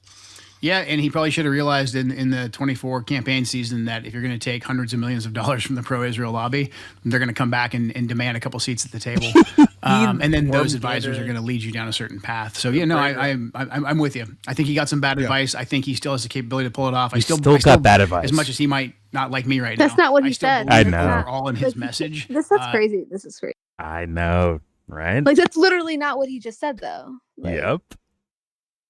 But he's answering it like he said. Yeah, this guy's a fucking manipulator. Yeah. This is an op. But Mr. Smarty Pants, Michael Tracey, doesn't recognize it, apparently. Although he's aiming towards it, like he's almost like inferring that idea, like, hey, isn't Trump responsible for something here? For anything? But then being ambivalent, like with the follow-up to the follow-up. Like, yeah. I don't know. Well, it's like he's kind of like, in my opinion, like letting him go. Yeah. You guys keep shitting on this Michael Tracey guy, but he's dealing with a professional politician. This guy is fucking romancing this person. This is what he does. Michael Tracey's You're saying Joe Kent's romanticizing him? Whatever. Yes. Joe Kent is a fucking politician. Look at him. This doesn't work. Look at his face. Does that say veteran or does that say politician? That's where his main concern is. Whatever. Go ahead, Anthony, please. No, I'm saying Michael Tracey's a professional journalist. Like he knows exactly what to do. He's just not doing it. for whatever reason. Michael Tracey's words tried to narrow Joe Kent down to like, hey, isn't Trump at fault at all? And then Joe Kent's response is like, well, listen, he has some bad advisors. He had some like bad advisors to advise him on like picking advisors. Is essentially what he just said. That's where he's actually going. Trump's advisors are actually like pretty bad. So that's what happened here. He's not allowed to follow up on anything. That's how it looks. It looks like he's not allowed to follow Shouldn't up. Michael Tracey go He's apeshit going on to be him? running for office someplace sometime soon. I can already tell you that right now. Maybe their agreements like, hey, if I take a sip of my coffee, then you don't. It's like a signal. Like if I absurdly blink like twice, like that means like okay, next question or moving on or exactly. It's like a fucking Morse code type thing. Fuck my life, dude. All right. Here we go, because Michael with the Kermit the Frog sipping Lipton tea right now. He's like, but it's a warm Gatorade. Like, if I take a sip of the blue Gatorade. They're sending hand signals and shit, bro. This fucker drinks hot cucumber Gatorade, bro. I bet you. The worst Gatorades made ever. Hot cucumber Gatorade, bro. And it's warm. Look at that shit. It's fucking warm. What did Sub say? It's straight syrup, bro. He's drinking the Gatorade syrup, bro. It's been fucking. It's evaporated to pure syrup, bro. So gross. Fuck my life, dude. All right, let's hear Joe Kent not answer the question that Michael asked. Here we go. And demand a couple seats at the table, and then those advisors are going to lead you down a certain path. So yeah, no, I'm with you. I think he got some bad advice. I think he still has the capability to pull it off. I still, as much as he might not like me right now, I still believe it overall in his message and some of the policies he campaigned on. But yeah, obviously at the end of the day, the buck does stop Michael. with the commander-in-chief. Easy. I know he once said that he liked you because you look as though you came straight out of Central Casting. And that hasn't changed. So maybe you hear the subtle, right? Salvage the you hear it, right? The subtle. So you're saying there's still a chance. Say it though. Yeah. I mean, you have a much better jawline than me. I'll admit that. That's crazy. Going back to 2024 for a second. So you were running for Congress, right, at the time, and you had in 2022 as well. I'm sorry, but Michael just implied that this guy's an actor, right? He implied that essentially, right? But say it. Michael, say what you think out loud, please. I beg you to. But instead, he gave more veracity, more emotion, more energy towards Epstein, right? Than like this stuff, right? Am I tripping, Anthony? Yeah. We saw that last night, right? Yeah, exactly. It was a fluff piece until Epstein was brought up. Then it got serious. Is Michael like winking or nodding at like, hey, smart guys, you know what I'm talking about, right? You guys get it, right? Like, fuck that. Be blatant, man. Be very blatant. No, instead of winking and nodding, he's sipping and sweating.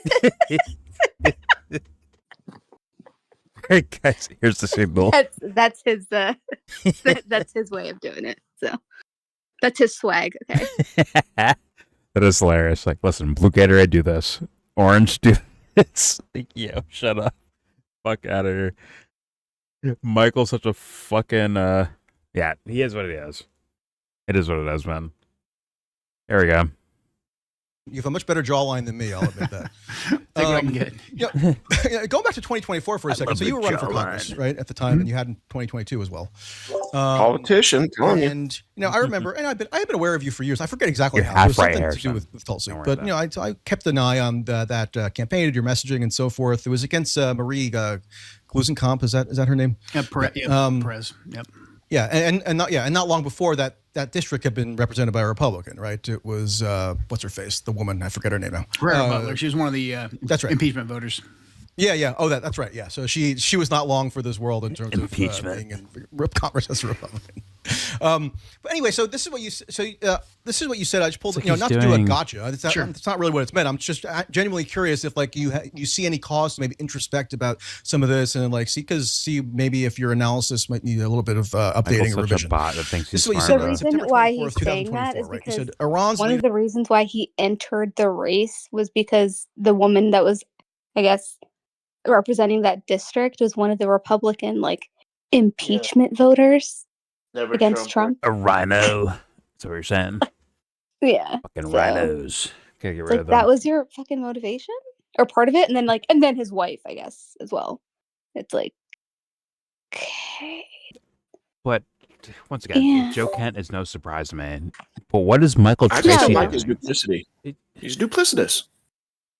He claims to be a veteran, but he's 100% politician now. He should just stick with that and stop bringing up his wife that got blowed up in Iraq and all this shit. You know what I mean? It was in Syria, and I mean, yeah, it was Syria. Stop promoting yourself as a veteran if you're going to be a politician. Go on your own merit. Okay, whatever. Maps, but whatever. That's just me. Protect the shield. Yeah. But Michael doing once again, at best, he's doing hey guys, hey wink wink, right? I'm smart. He's dumb. I'm smart. He's dumb.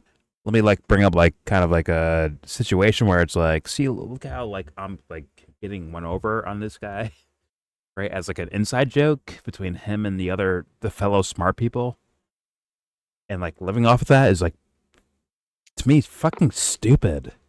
It's too late in the day, Michael. The sun is setting, man. Fuck that. He's Be blatant. He's please. Sending subliminals. Yeah, he's look how yeah, he didn't answer that question. See that, guys? Did you see that? See? Look. Got him. Be fucking blatant, dude. For real. Otherwise, get the fuck out of the way. But, that's already my assessment of Michael Tracey. Get the fuck out of the way, dude. Go do something else. Honestly. Go cover speed bumps in fucking Canada somewhere, please. Leave news alone. Whatever. Here we go. Go harass Maxine Waters I know. outside of the Capitol. Go expose Maxine Waters accosting you in front of the Capitol. Get out of my please. Call the authorities. I'm sure there's some unregulated lemonade stands for Michael to oh, for sure. to report on. Please go ahead, Is this Michael. up to code? All right. All right. Here we go. In our national security blob want a war with Iran. War focuses money and power on the ruling class. It unites the people around the regime. Okay, fair enough. But then you say our blob in Iran fear Trump avoiding war and using diplomacy and economic leverage.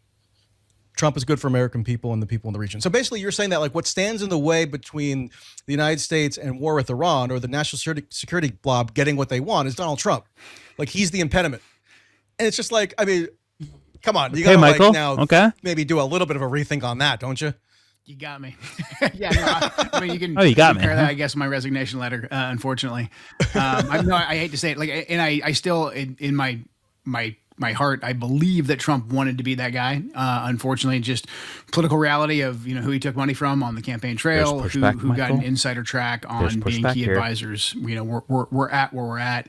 Again, I think he could still walk it back. All that could still end up being true because he's still going to get pressured by the national security blob, the pro-Israel lobby, which I wasn't as aware of until I was in the position I was in, to go back and do something against Iran. No. You don't get to just do that.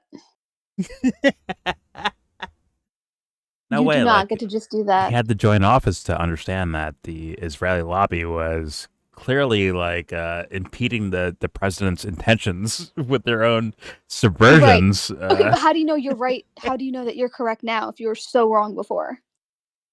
How do you know that? Because I'm questioning your thinking skills, your critical thinking skills, the way that you put ideas together and come to conclusion. You've been blind. No, clearly. he saw some guys with with some like little hats on, and they were around Trump. Yarmulkes. Yeah, they're around Trump, and they got him to do whatever the fuck he doesn't like. But don't worry, Joe Kent will still defend Trump because Trump got tricked and bamboozled into doing what he does now. And Michael forgot how to ask follow-up questions. And that's not even true. Perfect. And it doesn't even make sense because Nick Fuentes, he was like, fucking frolicking with the Groypers at one point. Yeah. And what he says about the Israelis, or I guess more Jews more broadly when it comes to Nick Fuentes. But so there's no way that he just, I didn't know that this was like what people were saying. Like, come on. It's just like Trump, once again, like Piers Morgan, right? Bringing up Joe Kent's wife and saying, hey, Trump said this about your wife. As in like you were getting remarried quickly. Yeah. Like, oh, looks like you moved on like pretty quickly. Huh? Yeah. What was that? But Joe Kent would say like, oh, that's just like him doing like PR and, he's playing the game. Yeah. Right? But other situations, it's not gaming. It's, I guess it's like real life, apparently. For Joe Kent, that is.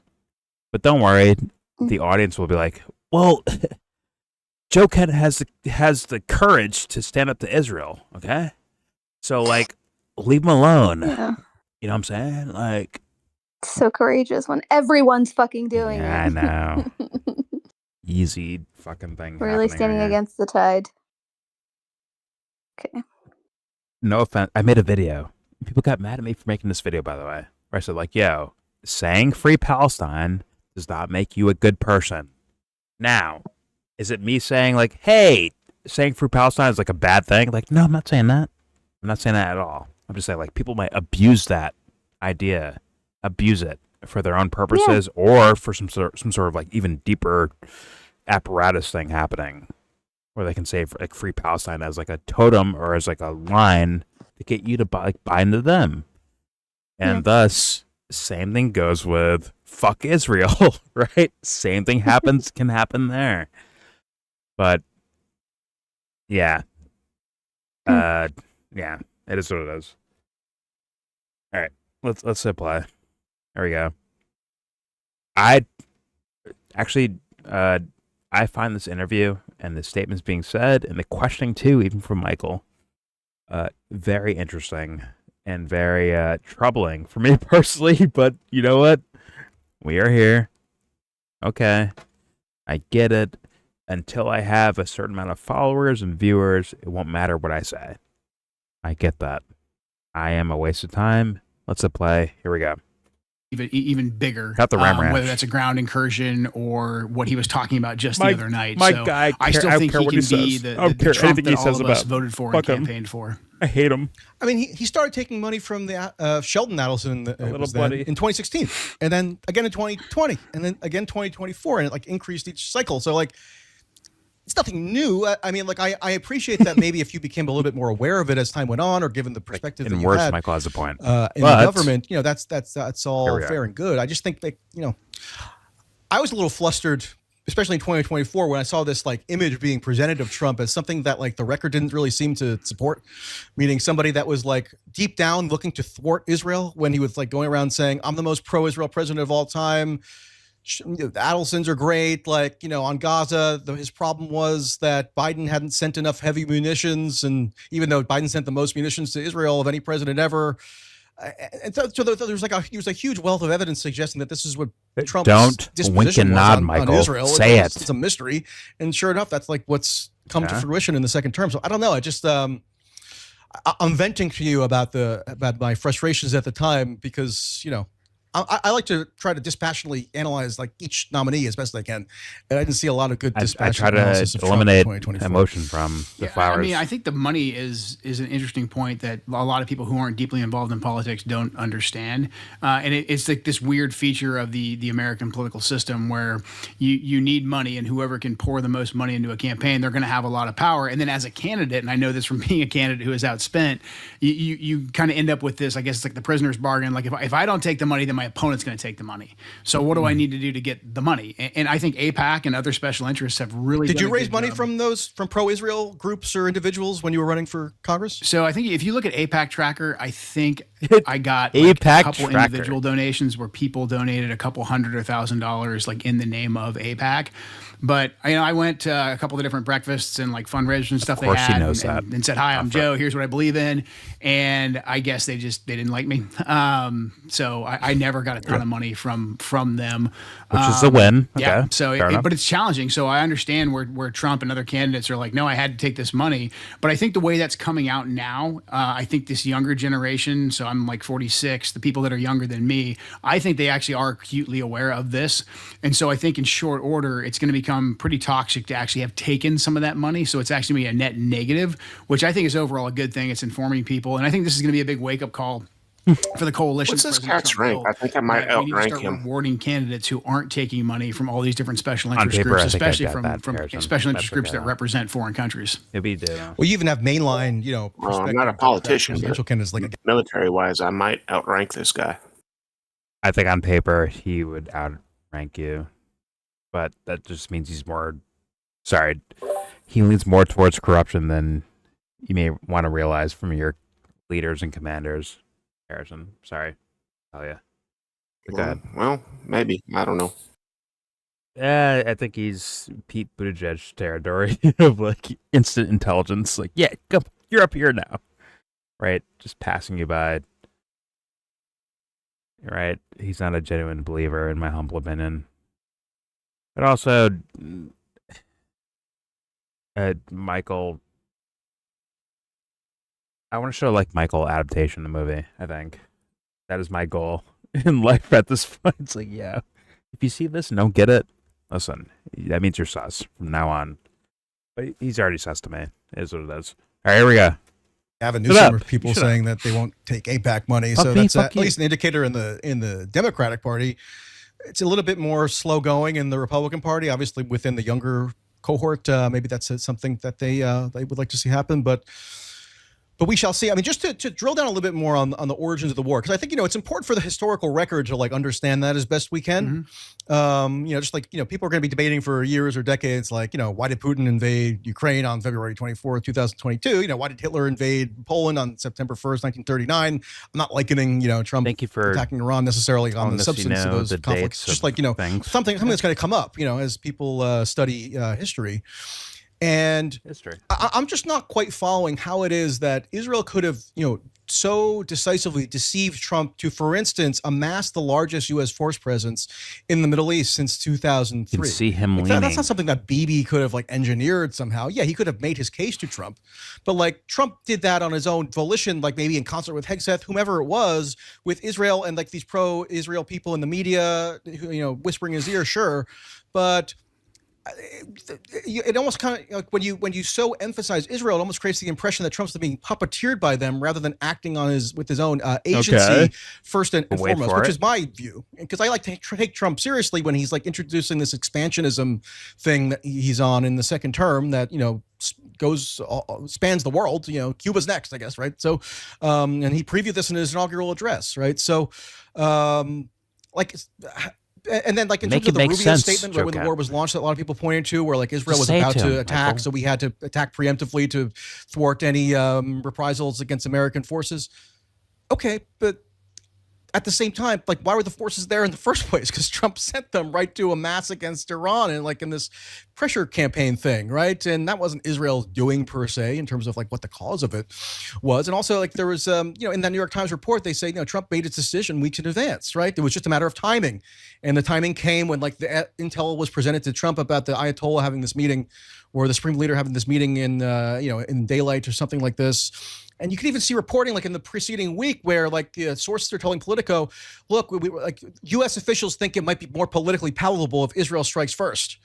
Right. So it just seems like there's this pretty obvious coordination that's going on between Trump and Israel. Where it's not just a matter of him being pressured or deceived. It's that Trump, for better or worse, views his interests or America's interests as aligned with Israel.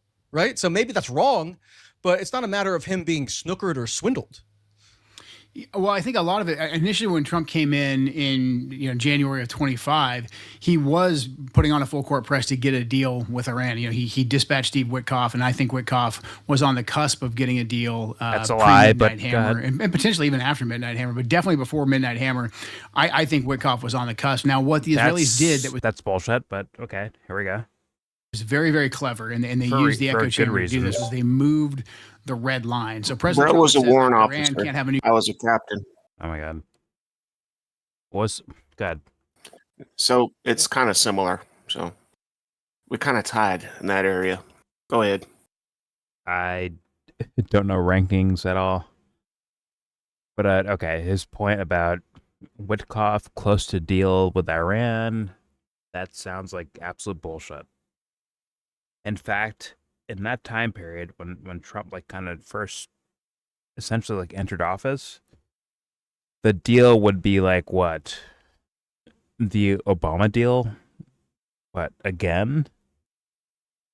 Which is, there's no way, because Joe Kent just said hey, Trump was a serious guy at this time. He's a serious negotiator right now. So there is actual threat here, Iran, so thus capitulate to what we want, right? But in reality, I think what we heard for reports was Obama deal, essentially, which is not the idea of being the maverick cowboy out there, slinging deals together. That's okay, though. Somehow Michael Tracey doesn't know that one either, I guess. Or maybe he wants to ask a certain way. Let's find out. Here we go. I think Witkoff was on the cusp. Now, what the Israelis did that was very, very clever, and they used the echo chamber to do this, was they moved the red line. So President Trump had said, Iran can't have a nuclear weapon. He still says it all the time. He said it before. So that was basically the U.S. policy. No nuclear weapon for Iran. The Iranians basically had a no nuclear weapon policy under the previous Ayatollah fatwa going back to 2003. I've even seen this walk through in great detail to the president why they don't have a nuclear weapon yet. He and I even had a discussion about this. Why don't they have a nuclear weapon? Couldn't they develop one? Couldn't they build one? And we explained to him that they have a prohibition on building a nuclear weapon, and this is a pragmatic strategy because they saw what religious happened. Prohibition. Yeah, prohibition. So they saw, but they still want to be able to enrich because they saw what happened to Gaddafi, who said, "I'm going to give up all my nuclear capabilities." Well, he got regime changed. They saw what happened with Saddam right next door when Saddam was like, "Maybe I do, maybe I don't," and he tried to play coy with it. Well, he got regime change. So the Iranians basically had what I called the Goldilocks formula of we've got some enrichment, we could build a bomb, but we're not going to. And we actually have a prohibition on it, and you guys can come monitor it. It's a deterrent from their perspective. Deterrence, totally, yeah. And so what the trading space was then at that point was how much enrichment, how can it be monitored? These aren't things that are going to take a country off the war. There's lots of time to discuss that, et cetera. But what the Israelis did was they came in and they took a statement that Mike Pompeo had said back in 2018, where he said no enrichment. The U.S. policy is zero enrichment, and they used their access to our advisors, and they said they kept saying this is the U.S. policy. So when is what month is this? This is in the probably between February and June of 25. So this is when Witkoff comes out in May. I distinctly recall this because it seemed to me very important. Where he comes out and makes a statement on some Sunday TV show saying our red line is zero enrichment. Yep. So how is that? So that's Witkoff declaring it. Witkoff's the personal representative of Trump in this diplomacy, along with Jared Kushner, and it seems like Witkoff himself is he's already pre-existingly very pro-Israel, as is Jared Kushner, right? So there wasn't a whole lot of subterfuge maybe that would have to be done to get the Israeli and Witkoff position aligned, and then Trump also supports it. And then Trump and Rubio had also been saying around this time, starting when that 60-day negotiation window was launched. Mm-hmm. So Trump declared an ultimatum: 60 days. Yep. Also, there will be bombing. He said, there will be blood. The movie. And Trump and Rubio said that their conditions were that Iran would have to basically accept the U.S. coming in and blowing up or supervising the blow up of their nuclear facilities. And Iran was never going to capitulate to that. That would be a national humiliation. So that's U.S. policy as articulated by the president, the Secretary of State, his top advisor, etc. So that's not really coming from Israel per se, unless you're just like talking about Israel kind of just always being in the ether in Washington, which is true enough, but like that's not the position of the Biden administration. Well, in the Trump administration, the zero enrichment talking points all came from from Israeli government representatives engaging directly with our representatives. Obviously Rubio and other officials, That but then would echoed in the require media years. by Levin, by FDD, by all these different talking heads, As Michael and all of said, them engaging personally with President Trump too. So they were able to move that, it wasn't his red line. They were able to move that red line, and then once it was said publicly enough times, and then we're in this trap where you can't go backwards on that, otherwise you look weak. And so they did a very effective job of playing to President Trump's, his psyche. But it was never President Trump's that I'm aware of. It was never his. They can have zero enrichment, because him and Witkoff were talking about enrichment. Witkoff was having discussions with like how enrichment can be monitored, to what percent, et cetera. And then kind of out of nowhere, after there was lots of different engagements from senior Israeli officials with our officials, and then a concerted campaign on the media that they know that President Trump consumed, that's when it came out that like our red line is no enrichment, knowing, like you said, that the Iranians were like, well, no, that negates our entire strategy. That's actually our red line.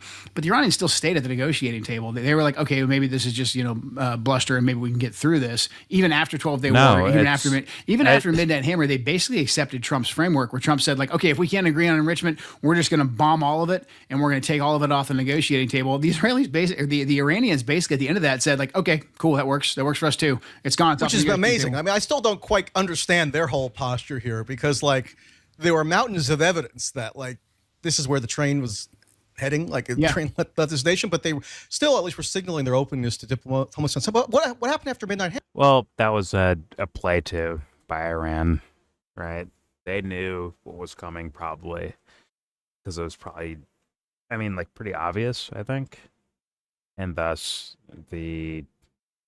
their posturing towards those things, and Joe Kent's arguments about it makes no sense. Actually, is not based in reality at all, in my humble opinion. In regards to negotiations, to enrichment levels, to all. Yes, on paper that was the case. That even like dumb fucks like me, like on the internet, heard that idea, right? But the response from the U.S., right, with him kind of claiming like innocence towards certain people, but negative or malevolent intentions in regards to other people, like, does not work out. Those two like paradigms together. And Michael said that, fair enough. Kind of said that. And he's asking questions about it, but like not like you can actually like nail this guy down if you want to. Maybe he just sucks at it, or maybe it's bullshit, but I don't know. I don't know. I smell bullshit personally when it comes from Michael and the way he's arguing things. And this, in my opinion, like bullshit artist Joe Kent in front of him. It's not enough to like try to make him look bad in future like context. Like, hey, remember this interview with Joe Kent? See this? Look, he's full of shit. Not good enough. Because the point is to point out anything that looks like it's bad or immoral in your idea of things. But maybe Michael doesn't have that because he's a fucking a chinless dweeb. I don't know. Anyways, here we go. Remember, though, at Rubio's urging, the snapback sanctions get placed back on, right? So that's not meaning these UN sanctions that have been suspended as a result of the JCPOA, but the European countries had not yet acceded to reinstating them, and so like that's another punitive measure against Iran, right? And then when the 60-day window back in I think it was in March of 25. Was declared by Trump in concert in conjunction with Netanyahu, who was like one of on his like 12 third or fourth trip to the White House already at that point. they said they characterize it as what Iran has to accede to is the Libyan model. You mentioned the Libyan, sort of precedent here, where Gaddafi ends up getting regime change and also sodomized to death in the streets. And Trump himself says, they have to blow up their nuclear facilities. I'm sorry, that's not a premise for a negotiation with Iran that's ever going to lead to a nonviolent outcome. Maybe because one wasn't sought, right? Maybe Trump did want to take military action against Iran. They thought he was led to believe, or he came to believe, that they were attempting to assassinate him, right? So maybe that's just what his conviction was. I just feel like there's a lot of people who don't want to accept that and do a lot of mental gymnastics to reach any conclusion other than that. Fucking say it, Michael. Maybe I'm one of those people. But look, I think had he had a more robust discussion and different advisors around him, and then really unpacked the intelligence, I don't think that this would have happened. But unfortunately, the Israeli influence network, the senior government officials, and the media apparatus, they were able to basically bypass the intelligence community. There wasn't a lot of robust debates after leading up to Midnight Hammer. We had lots of robust debates. There was deputy committee meetings. There was National Security Council meetings. This was debated, hotly, whether or not they were developing a nuclear weapon. What would happen? We played out all the scenarios. What's funny is both these guys take situations that are actually dumb as rocks scenarios and make them sound complicated based on whatever court documents or operation names or whatever the fuck. Both these guys do that. In my opinion, you don't have to trust me, but I'll say this: trust me, guys. It's actually way simpler than what they're actually implying. Oh my God, have you heard this fucking operation, this secret document, this grand jury transcript? They make it sound complicated. Meanwhile, it's actually quite simple. I think it's pretty simple for regular people to understand. And it becomes a trick almost, where it's damn, these guys did the work of looking at inside baseball shit versus you, who's just raising your kids or going to work or whatever the fuck you're doing. And they try to make it sound complicated, where it's too much for you to handle. And it's fuck these operation names. Fuck all that shit, man. We are in stupid fucking territory. We are where we are. It is what it is. In my humble opinion, both these guys are... they are what they are. They're humans, but they are what they are. Here we go. There was deputy committee meetings. There was National Security Council meetings. This was debated, hotly, whether or not they were developing a nuclear weapon. What would happen? We played out all the scenarios as the U.S. government has been doing now for decades. What happens if we go to a total war with Iran? So all of this was known, and all of it pointed to we want to stay at the negotiating table with the Iranians. There actually isn't a good kinetic military solution, and that's why I believe, in my opinion, after Midnight Hammer, there was no more discussions. It was a very, very tight echo chamber around President Trump. And then to your point, they kept taking all these different actions that further provoked Iran. And again, when people come back and say, well, Iran's ran by crazy Shia jihadis, it's well, if you look at the escalation ladder they used from the time Trump came into office, even post Midnight Hammer, it took us actually attacking them first, knowing that the Israelis were so frustrated with the negotiating process at the beginning of this war, because they knew that Trump was still at the negotiating table, or at least we were still attempting to get a negotiation, that they just said, you know what, the conditions are right, we're going to go ahead and attack. Because like you said, they had already gotten basically Trump to move forces into the region. He was already enamored with the military from Venezuela, et cetera. But there was still obviously a potential for us to get some form of a negotiation. That's why the Israelis said, hey, we're going. You guys can't stop us. We're going to go. And so speaking of antagonistic behavior, Trump even just admitted a few days ago, for the first time that I'm aware of, that the U.S. had sent guns or firearms or weaponry of some kind to the protesters, quote unquote, in late December, early January. Were you aware of that? I wasn't aware of that. That was probably closely held. But I'm sure the Iranians were aware of it too, and they still didn't. It's a good question. Again, observing the escalation. That's a good question, and him having to answer that is interesting. In regards, okay, we're gonna shuffle guns into this country and arm these guys that we don't know personally. Let them go take out the quote unquote regime, right? That's a good question. It's just, okay, you can be yeah, see how smart I am? See that? there's that, but then there's like actual like, hey, I'm asking you, man, as like an official of something like that, or as a person, right? As a human being, like, yo, what do you think?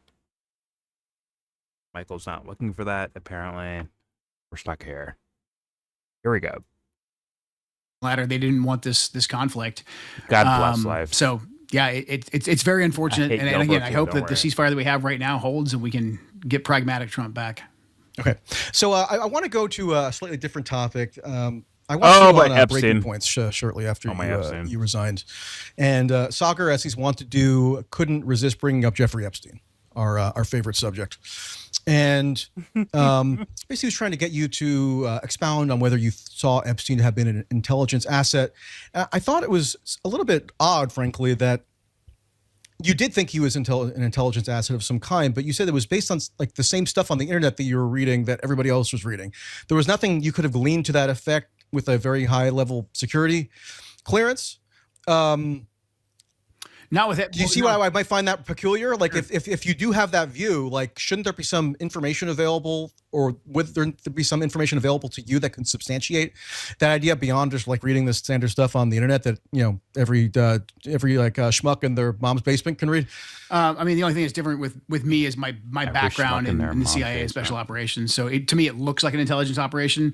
We at NCTC and ODNI, we didn't have access to any of the Epstein file. All of that was under DOJ lock and key. So we had no ability. All of it was sealed up. We weren't involved in any of the declassification or any of the investigation. So to me, but what do you mean lock and key? Like you couldn't do an interagency request for something if you really thought that it was needed? No, I mean, we would have to prove like what our investigatory nexus was. And because most of it involved American citizens and most of it was, there's other people that there was legal implications for, all that would be DOJ's purview. Did it ever occur to you that maybe, like, if you could, that might be something you might want to? Oh, I would have loved to. I mean, if I am the, whatever, in some position in the government ever again, I would love to look in there and see what we can come up with. However, like the way that these intelligence operations run, especially something like this that's going to deal with so much illegal activity, the record keeping on it, it's not really going to exist. It's going to be ran through multiple layers of cutouts. Like, I'm amazed that there was so much documentation in the files. And I think a lot of that is because it involved Americans who eventually ended up getting caught up in the court system and arrested like Epstein did.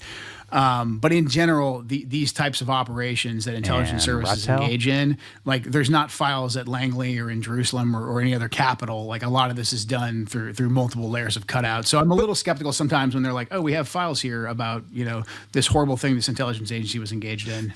But couldn't that cut against the idea that he was an intelligence asset, at least in a traditional sense or in a way that most people would conceive of that consisting of? Just in that, like, I don't know any like intelligence assets really who have like millions of emails and photos of themselves and are constantly sending like unencrypted texts and emails and aren't really bashful about like being out there, or don't seem to have any OPSEC whatsoever.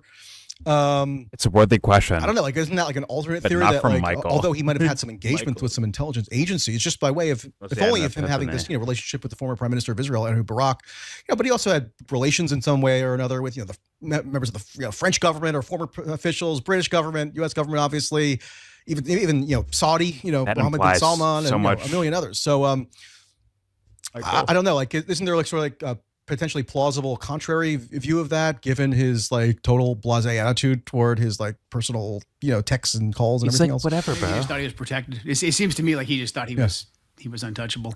I don't know where'd the money come from, et cetera. I don't really know. To me, it looked like, even if it was completely independent and organic, with the amount of influential people that he was interacting with, I find it hard to believe. I think Joe Ken is a psychopath, personally. Intelligence agencies weren't in some way, shape, or form linked with him. There's no but again, that's not me, using my background and reading the same thing that you're reading. Michael, grab this rat tail. You seem to intimate a bit, and correct me if I'm wrong, that look at this. Well, it's animated now. Plausible. Look at when you have a network like the Epstein network, whatever that consists of exactly. I'm not sure if it's like a particularly well-defined network, but whatever that was, that it's possible that Trump, just given he did have an association with Epstein, not saying that he's incriminated in any kind of child sex crime or anything like that, but he did have an association with Epstein that's well documented. It was a pretty close one, actually, and a long-term one. That therefore, just by virtue of that association, maybe there's some like pressure that can be brought to bear on Trump to somehow influence his conduct of foreign policy or what he's doing as president. Like, is that a theory that you think is credible?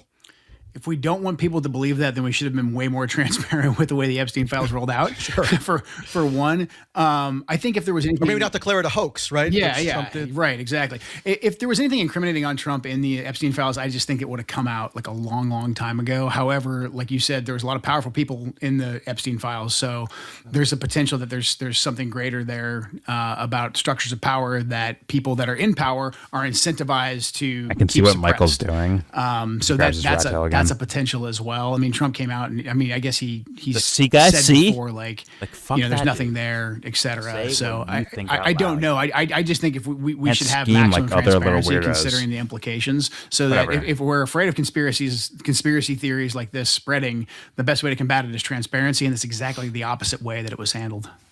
I mean, I agree with that. I've been always calling for maximum. If we're going to get the Epstein files, right, let's have a maximum disclosure without all these ridiculous redactions that are mostly about, purportedly concealing information that relates to the identifying information of victims. So it's not like about perpetrators or, alleged victims anyway. So I think there's some misconceptions around like why it is that the redaction process has been so shambolic. Mm-hmm. But I'm just curious, like, have you been seeing that the messaging coming out of the Iranian government, right, where they're constantly talking about Epstein? Like this Larjani guy who was the head of the National Security Council or what it was, who's a very learned guy, actually. Mm-hmm. I mean, he wrote treatises on the philosophy of Kant and so forth. 2 or 3 days before he was killed, he was putting out tweets like taunting Hegseth, saying, whereas our top Iranian officials are, boldly striding around the streets of Iran and like being with the people, you, Pete Hegseth, and Trump, I guess, are, hunkered down in some kind of bunker on Epstein's island, right? And you see, like, on Press TV, which is like the state media organ, they're putting out Epstein stuff constantly. They're like surrogates are mentioned. They call it the U.S., the Epstein regime or the Epstein coalition, stuff like this. They're putting out these crazy AI videos where they're like singing Legos or singing raps about Epstein and implicating the U.S. I don't know. What do you make of that? Like in terms of like how it's like fake, right? This has been embraced by Iran and also Russia. By the way, they put out the same stuff. What's your assessment of that? Out of his the mind. Iranians, I think most of our enemies actually, because U.S. media is so prevalent, I think that they do a very good job and they take studying our media and our culture very seriously to see where the divides are. Okay, almost so I think this just shows a lot of their savvy. So they've probably got a good team of young people that are social media savvy. They're like, hey, this is a hot button. This is a place where we can really curry some favor with an American audience and also just kind of like rub some salt in the wound. So I think it's mostly them being savvy. But at the end of the day, too, I mean, like, look, if you just look at who Epstein was dealing with, it was basically the elite throughout the entire world, right? For the most part. And so it does speak to the potential that there is, a class of people that exists kind of above government that can make governments do things like, wars, et cetera. So I think it does speak to just the constant struggle that we have between the people and the elite. Have you read any Epstein files since you've been out of government? Have you done like any independent investigation any further? No, not a ton. It's just what comes up in the news. I haven't spent a ton. I'd like to. I haven't spent a ton of time on it. Okay, I'll give you a tutorial at some point. Okay. That might be amusing. So, I guess looking forward, right? So that we have this apparent ceasefire, and yet, just as you put a video out, I think I saw last night, where you're saying, he had to add Israel's right Epstein, in here. I don't know why would we assume that Israel launching the biggest bombing raid or bombing spree on Lebanon of the entire conflict so far, 6 or 8 hours after the ceasefire was declared, which obviously would seem to imperil the ceasefire because it's unclear, but it was at least suggested by the Iranian Michael's like side my child, that the ceasefire was supposed to include Lebanon as of last night. Let Jordan now do who it, knows? please. I mean, maybe it's subject to change, but hard to say. But why should we assume, given what's in the record net right now, in terms of like Trump and Israel being hand in glove, or Trump and Netanyahu being hand in glove, that Israel launching the bombing raid in Lebanon, the biggest of the conflict, was done like in contravention of the United States? Like, doesn't the body of evidence now suggest that that would probably have been in tandem with the United States, or am I crazy?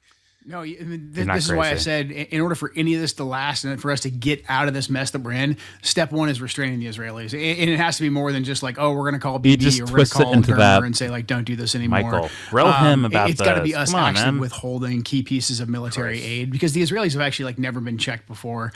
Even in the lead up to the 12-day war, when we were talking about how to make sure the Israelis don't force our hand, whenever the handful of us would say, like, hey, we should take away some of their offensive capabilities so they can only play defense, we were basically like, people didn't want to talk to us anymore when we said that. It was a hot button issue.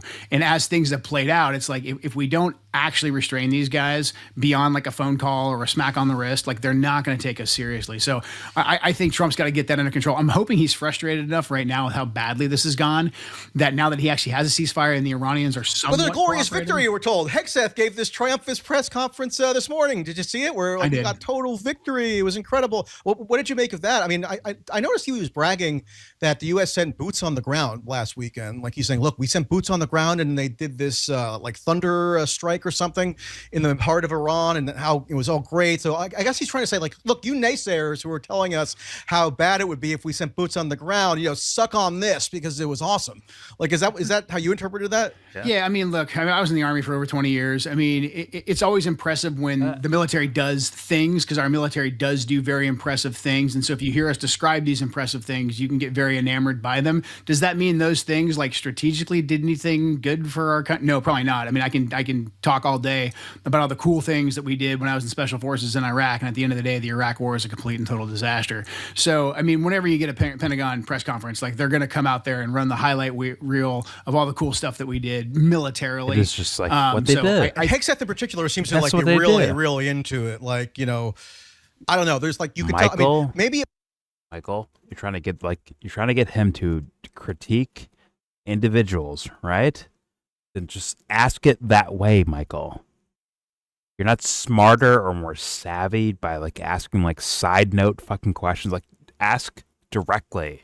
Hey man, is Pete Hegseth like a full of shit? Is Trump full of shit? Is Rubio or Vance or whoever full of shit? Ask it very directly, Michael. That's all. You thinking you're like some sort of like fucking smart guy doing this is just you're out of your fucking mind, man. It's stupid to do. Ask him directly. Like, hey, Joe Kent, this guy said this. You said that.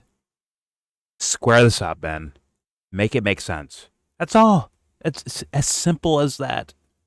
Simple is always, sorry, not always, but typically in the world of dumbfuck politics, smarter than more complicated or strategical or whatever the fuck it is. No, and then he resigned because what? He resigned because he felt like the president was captured in some way by Israeli he influence. Saw too many Israelis in there. And all these guys, this guy's mentioning, are toadies for Israel. Marco Rubio, Witkoff, Hegseth, almost all of them, to a man. And he infers that he has bad advisors. He's being led astray. Yet he has no gripes about anyone he worked with. Well, Trump does what he got to do. It's essentially like Joe Kent's answer to everything. Yes, he's captured. Yes, he's being dragged. Yes, he's being influenced. Yes, he's being tricked by.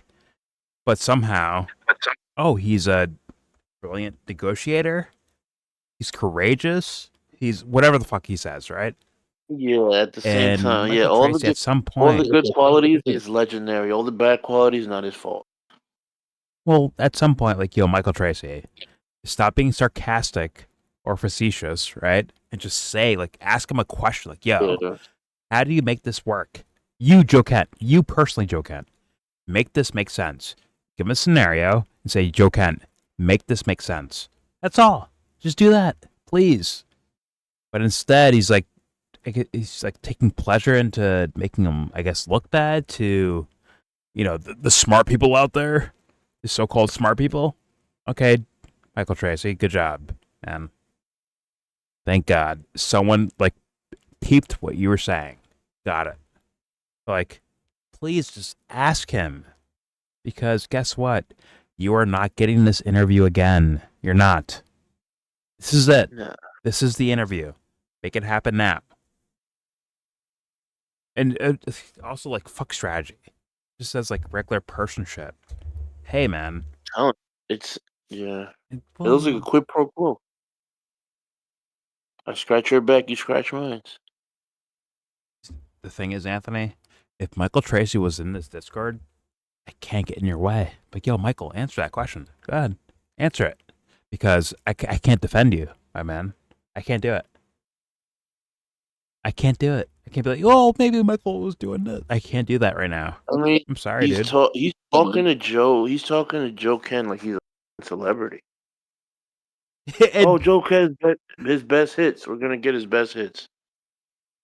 And the way Joe Ken answers is so shot the Harrison, actually. Politician sounding. His answers are actually scripted sounding shit. It really is. And Michael Tracey's no follow back. Well, yeah. Michael Tracey takes satisfaction and hey guys, if you're smart, you knew what I was doing. You knew what I was doing right there. See? Because I'm smart and you're smart. But in reality, it's yo, ask him actual questions. Make it blatant, man. Make it as dumb as rocks. Make it like he's a fucking alien that never spoke English before. Say it to him like that. He's from a different fucking planet. Ask him as kiddie as possible. Hey man, are you doing this? Michael Tracey's no, listen. I feel good because I know this topic and my closest fans know this topic too. So you know what? Fuck it. That's lame. It's fucking lame. But don't worry, it'll fly by because 2026. It is what it is. We're in bot territory. All right, here we go. Of all the cool stuff that we did militarily. So Hexeth in particular seems to be really, really into it. I don't know. There's you could tell. I mean, maybe it wasn't a coincidence that they decided to, Michael, quote unquote, rename the Department of War. Maybe that spoke to something about their intentionality. He's a great hype man and front man for the DOW. Yeah. You've just, as a leader, you've just got to know where that belongs. That's Michael. One tool in the toolbox, and it can't be the only tool in the toolbox. So I hope now we put some diplomats. What do you think? Simple. All right, just to close up here, Ukraine. I don't know that I've heard you really speak much about that. I'm wondering to what degree that fell under your purview at all when you were in the government. Because, what is your assessment of the current status of that? Because I seem to recall, correct me if I'm wrong, that thing was supposed to be solved in 24 hours. So how many hours are we up to? Yeah, I told mainstream politics headlines. Before I was confirmed, we dealt obviously with Ukraine. A big problem that I think President Trump had when he came in to the administration is that Putin was already winning the thing in a very Russian sense. In an American sense, we're this is a bloodbath. Oh my God, this is horrible. You guys are losing thousands of soldiers. Putin is just attritional. The Russians are just we'll grind this out and we don't care if we lose thousands to take back 1 kilometer. So when that's the mindset, it's really hard to convince them. Now, the problem that we have, it's with Zelensky and Ukraine. I understand the Ukrainians are under fire. U.S. diplomacy towards the topic. I get it. I respect it. However, Michael, for us to continue to string them along and tell them to keep fighting and giving them these limited capabilities, then they never get to the negotiating table. And I think a lot of the more hawkish, big NATO supporters and neocons in Trump's orbit convinced him that hey, you can still get both sides of the negotiating table. You'll be able to get peace, but you kind of got to keep supplying the Ukrainians. And the Ukrainians would go and do something offensive and the Russians would come back and hammer them. And so it just I don't think the Russians ever really took us seriously, that we wanted any kind of meaningful peace, because we never really took anything away from the Ukrainians. And in fact, Trump removed a restriction on long-range Ukrainian missile strikes into Russian territory that even Biden had been resistant to remove. That was like last November, wasn't it? Yeah. Yep.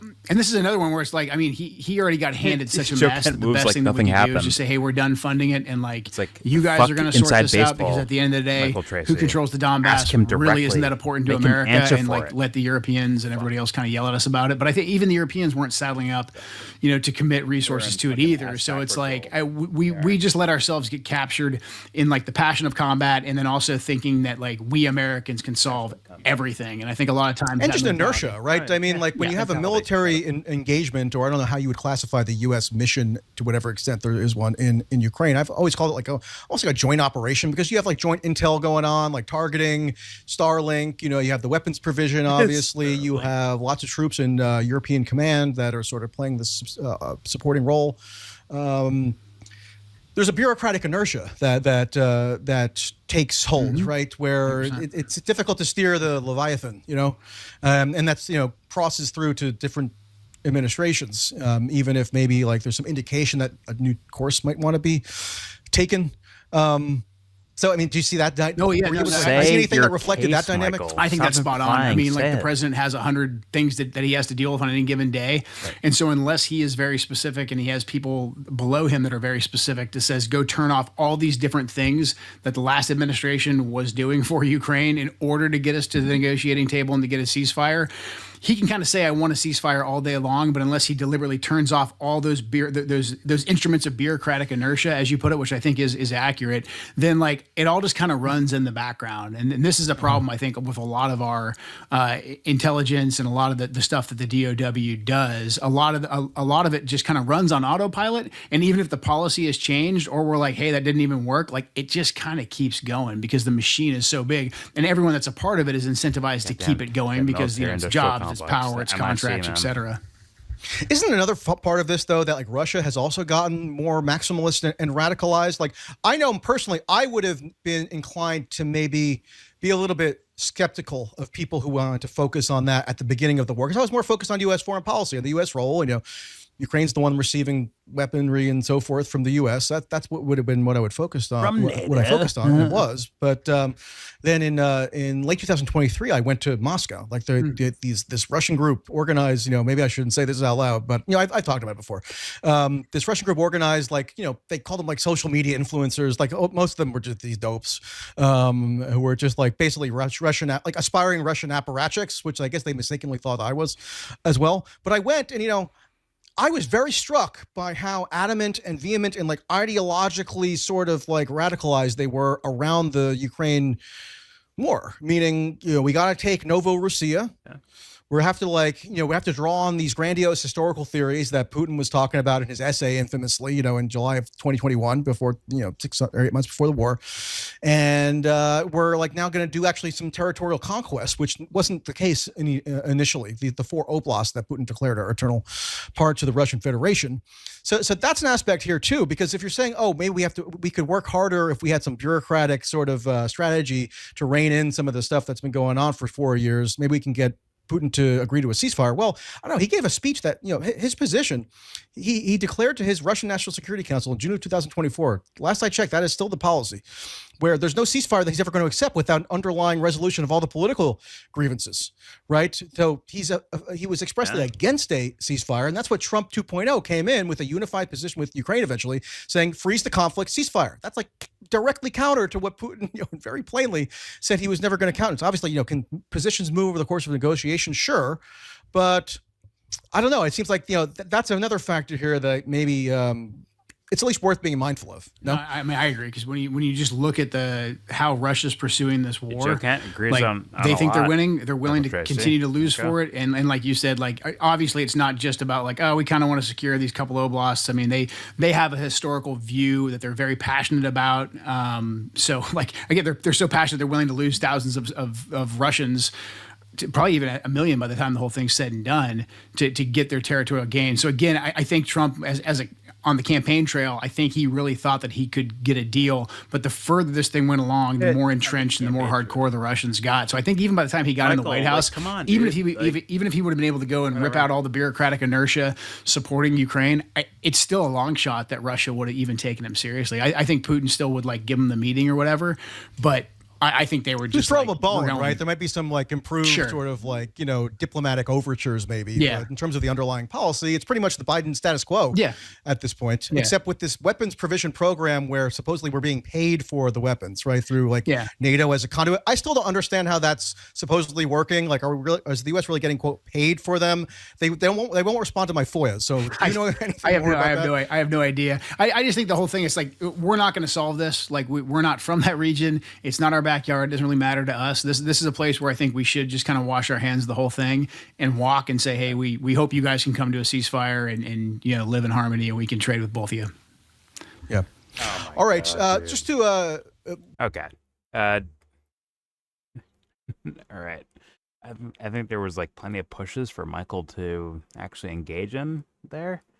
From that to even Epstein, to although that was his hardest pushback was definitely the Epstein stuff.